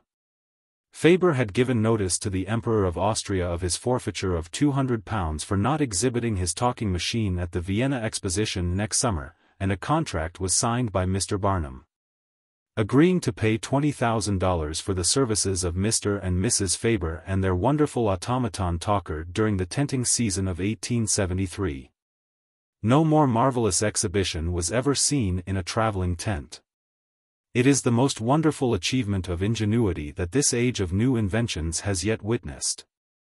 Although it looks no more like a talking machine than an old-fashioned weaver's loom, or a modern sewing machine, it converses plainly and distinctly in all languages, giving every intonation of the human voice to extraordinary perfection. Mr. Barnum says that 10 million of visitors will hear this wonderful wooden conversationalist during the coming summer. It is amusing to witness the difference in men's dispositions. I arrived in New York from New Orleans the night before New Year's, just a week after the fire. I found my manager, Mr. Koo, and my son-in-law, Mr. Hurd, in rather low spirits. I laughed at them and called them my deacons, but begged them not to go into mourning. It's astonishing how you can laugh when you know our museum building and all of our rare animals are burned up, and we cannot get more in time for the spring show, drawled the lugubrious Koo, in an injured tone. If the fire had waited 10 days till the holidays were over, we should have been $50,000 better off, chimed in the chop-fallen Hurd. If the skies had fallen we should have caught larks, I replied, but as the skies did not fall, let us be content with what is still left us. As for you, Koo, I continued, you talk about what we cannot do. Now, have I not told you often enough, the word can't is not in my dictionary? But you can't help the fire, can you? Retorted Koo. I shall not try, but I can restore all it has destroyed, and much more, I replied, and I will do it within 3 months at furthest. That is easier said than done, responded Koo with a sigh. Surely, father, you don't think we can get a new show upon the road before July, do you? Asked Mr. Hurd. I repeat that I see nothing to prevent our exhibiting the largest and best show on this earth, 3 months from today, I replied. All that is required are energy, pluck, courage, and a liberal outlay of money. All our golden chariots and cages, our horses, harness, canvas tents and wagons are saved, besides which we have 30 new cages nearly finished. Telegraphs, Atlantic cables and our agents abroad, can supply us all the curiosities and animals we want, before the last of March next, if we will supply them with money enough. But my advisers thought I was too sanguine, and they said as much. Koo even proposed to lie still a year, and start our show again in 1874. But I replied that my years were too few and too precious to be wasted in that way.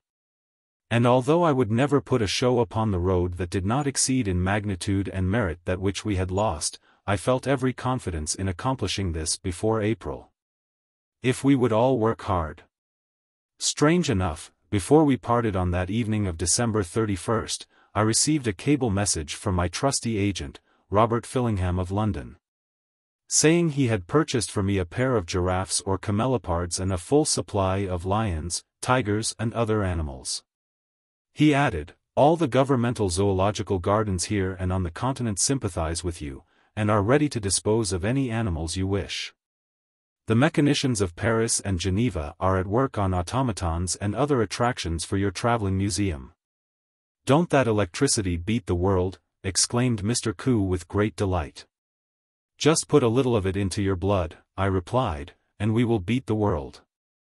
The spirits of my associates were thoroughly revived, and at this present writing, on the 20th day of February, I have already received more rare wild animals and other curiosities than I ever had before at one time, with promise of many more within a month, and Messrs.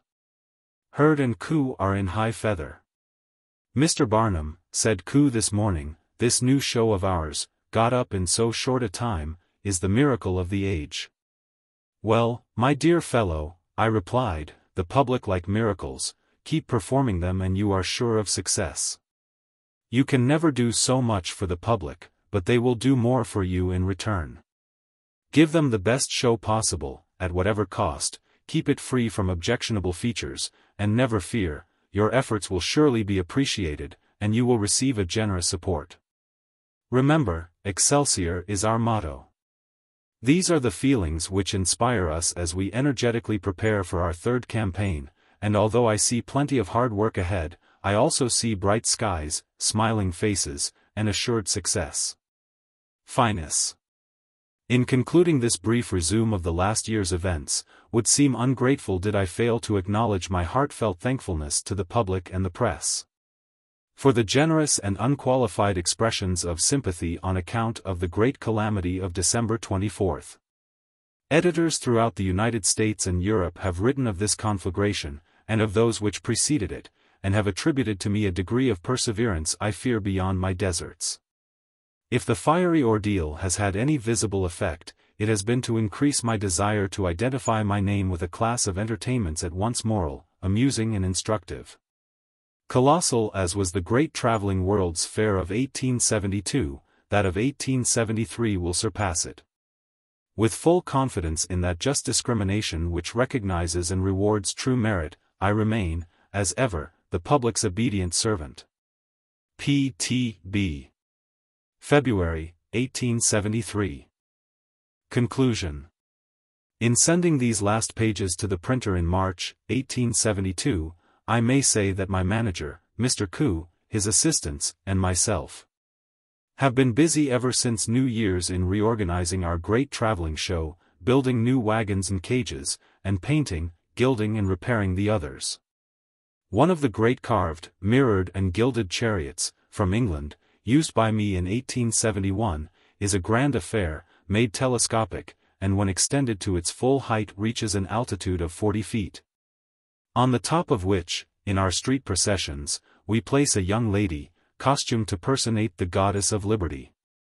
The regilding of this one vehicle preparatory to opening our spring campaign cost about $5,000, enough to build a nice house in the country.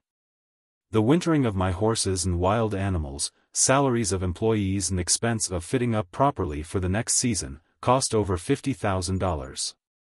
During the winter my agents abroad have shipped me many interesting and expensive curiosities. Indeed, ship after ship has brought me so many rare animals and works of art that I have sometimes been puzzled to find places to store them. 2 beautiful giraffes, or camelopards, were dispatched to me, but one died on the Atlantic, making 3 of these tender and valuable animals that I have lost within a year. The only one on this continent at this present writing is mine. He is a beauty. I own another, which is now in the Royal Zoological Gardens, Regent's Park, London, ready to be shipped at any moment should I unfortunately be obliged to send a message by the Atlantic cable announcing the death of my present pet. Other managers gave up trying to import giraffes several years ago, owing to the great cost and care attending them. No giraffe has ever lived 2 years in America. These very impediments, however, incited me to always have a living giraffe on hand, at whatever cost, for, of course, their scarcity enhances their attraction and value as curiosities. I hear that my example has stimulated the manager of a small show to try and obtain a giraffe. I am educating the public curiosity in taste to demand so much that is rare and valuable, that many managers will soon give up the show business, as several have this spring, while others must be more liberal and enterprising if they succeed. Hitherto many small showmen who could raise cash and credit to the amount of $20,000, would get half a dozen cages of cheap animals, 2 or 3 fourth-rate circus riders, a few acrobats or tumblers, a clown, and 3 or 4 broken-down ring horses.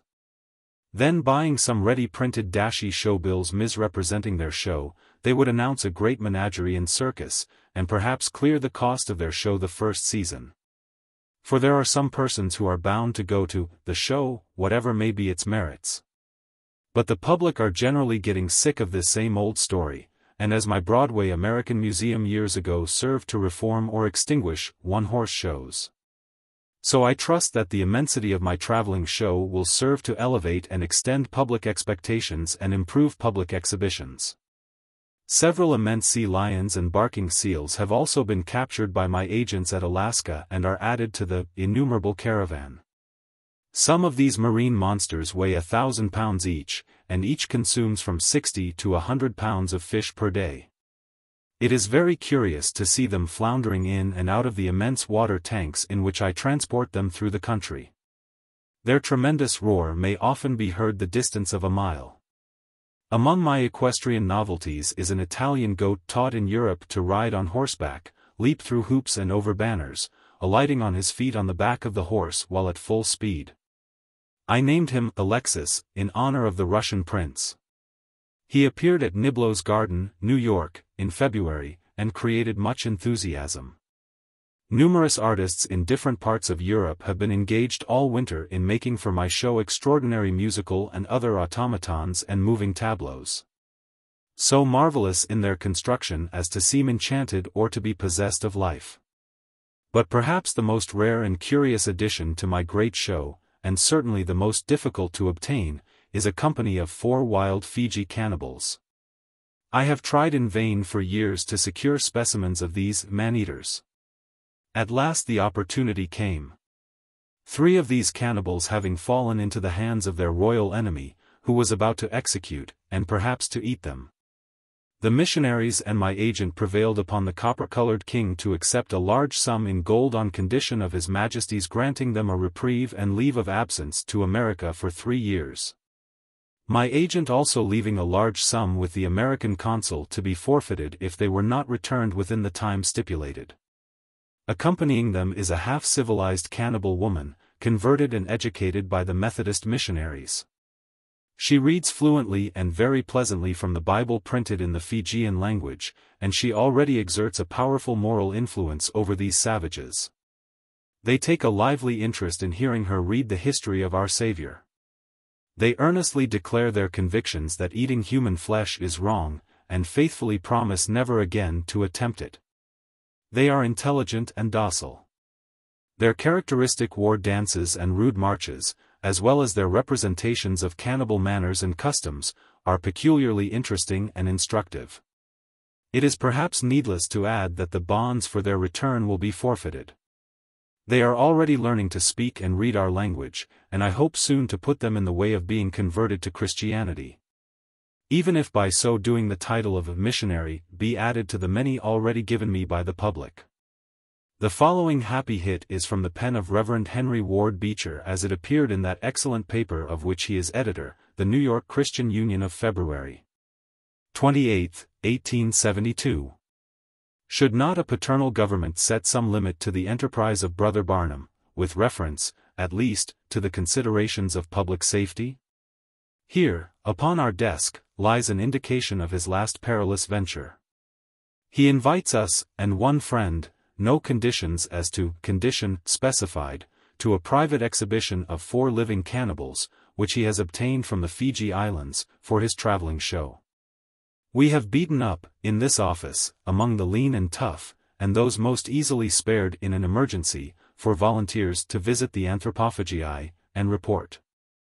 But never has the retiring and self-distrustful disposition of our employees been more signally displayed. This establishment was not represented at that exposition. If Barnum had remembered to specify the feeding time, we might have dropped in a friendly way, at some other period of the day. I may add that at the above exhibition several editors brought their daughters. These blooming young ladies refused to sit on the front seat, in the fear of being eaten. But I remarked that there was more danger of some of the young gentlemen swallowing them alive, than there was from the cannibals. The bells subsided and were safe. And now comes a joke so huge and ludicrous that I laugh over it daily, although there is a serious aspect to it. Every shipment of curiosities that has arrived from abroad this winter has served to put my worthy manager Koo in great agony. I tell you, Mr. Barnum, you are getting this show too big, has been repeated by my perplexed manager 100 times since New Year's. Never mind, I reply, we ought to have a big show, the public expect it, and will appreciate it. So here must go $6,000 more for a giraffe wagon and the horses to draw it, says Koo. And this makes more than 70 additional horses that your importations since last fall have rendered necessary. Well, friend Koo, we have the only giraffe in America, I replied. Yes, sir, that is all very well, but no country can support such an expensive show as you are putting on the road. And that is poor Koo's doleful complaint continually. But now comes a more serious side, and here is where the joke comes in. I had wintered about 500 horses, and was preparing to add at least another 100 to my retinue. I induced my son-in-law, Mr. S.H. Hurd, to sell out his business, take stock in the show, and become its treasurer and assistant manager. Herd is clear-headed, but he moves cautiously, and looks before he leaps. On a cold, clear morning in February, 1872, Mr. Koo, Mr. Herd, and several of our leading assistants and counselors called at my house. Their countenances were solemn, not to say lugubrious. Their jaws seemed firmly set, and altogether I discovered something ominous in their appearance. I saw that there was solid business ahead, but I said with a smile, "Gentlemen, I am right glad to see you. I confess you don't look very jolly, but never mind, unbosom yourselves, and tell me what is up." Manager Koo opened the ball. "I am very sorry to say, Mr. Barnum," said that honest, good-hearted manager, "that our business here is important and serious. Although we, of course, like to bow to your decisions, and are ready to acknowledge that your experience is greater than ours, we have had a long and serious consultation this morning, and have unanimously concluded that your show is more than twice too large to succeed. That you will lose nearly $400,000 if you try to drag it all through the country. And that your only chance of success is to sell off more than half of your curiosities and horses and wagons, or else divide them into 3 or certainly 2 distinct shows. Is this a mutiny, gentlemen?" I asked, with a feeling and countenance far from solemn. "By no means a mutiny, father," said Herd, "but really it is a very serious affair. We have been making a careful and close calculation."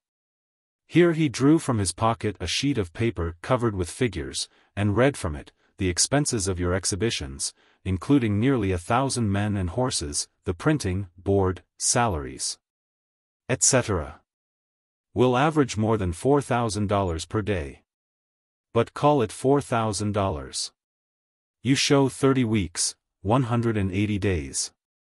Thus your expenses for the tenting season, besides wear and tear and general depreciation, will be at least $720,000.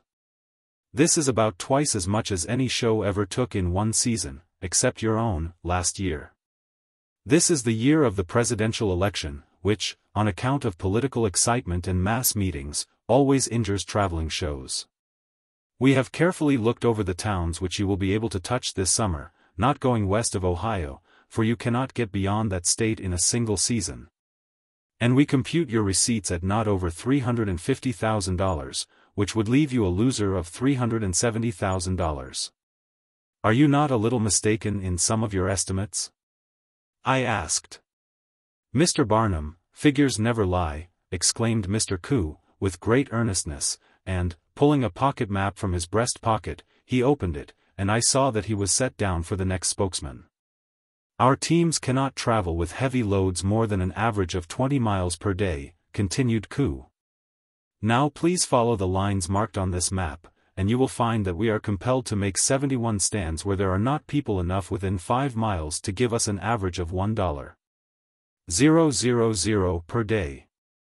That will involve a loss of $213,000, and, I tell you, that taking accidents, storms, and other risks, the season will be ruinous if you don't reduce the show more than one-half."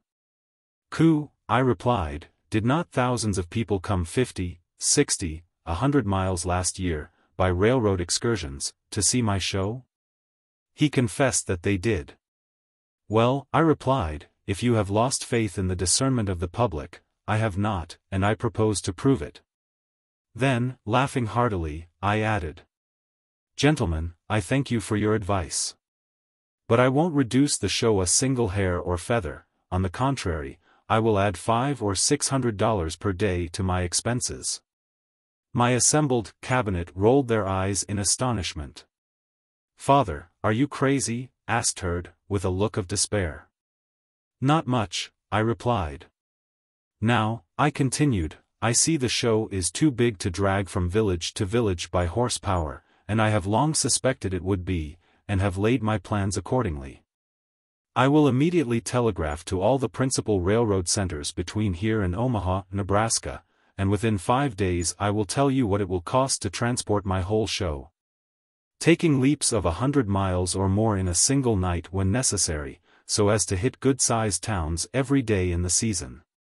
If I can do this with 60 or 70 freight cars, 6 passenger cars and 3 engines, within such a figure as I think it ought to be done for, I will do it. The cabinet adjourned for 5 days, and it was worth something to see how astonished, and apparently pleased, the various members looked as they withdrew. At the appointed time all met again. The railroad telegrams were generally favorable, and we, then and there, resolved to transport the entire museum, menagerie and hippodrome, all of the coming season, by rail, enlisting a power which, if expended on traversing common wagon roads, would be equivalent to 2,000 men and horses. If life and health are spared me till another spring, I will report the result of thus setting on foot a mighty army with banners.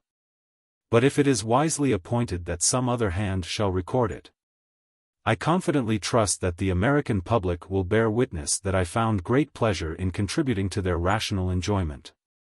P.T.B.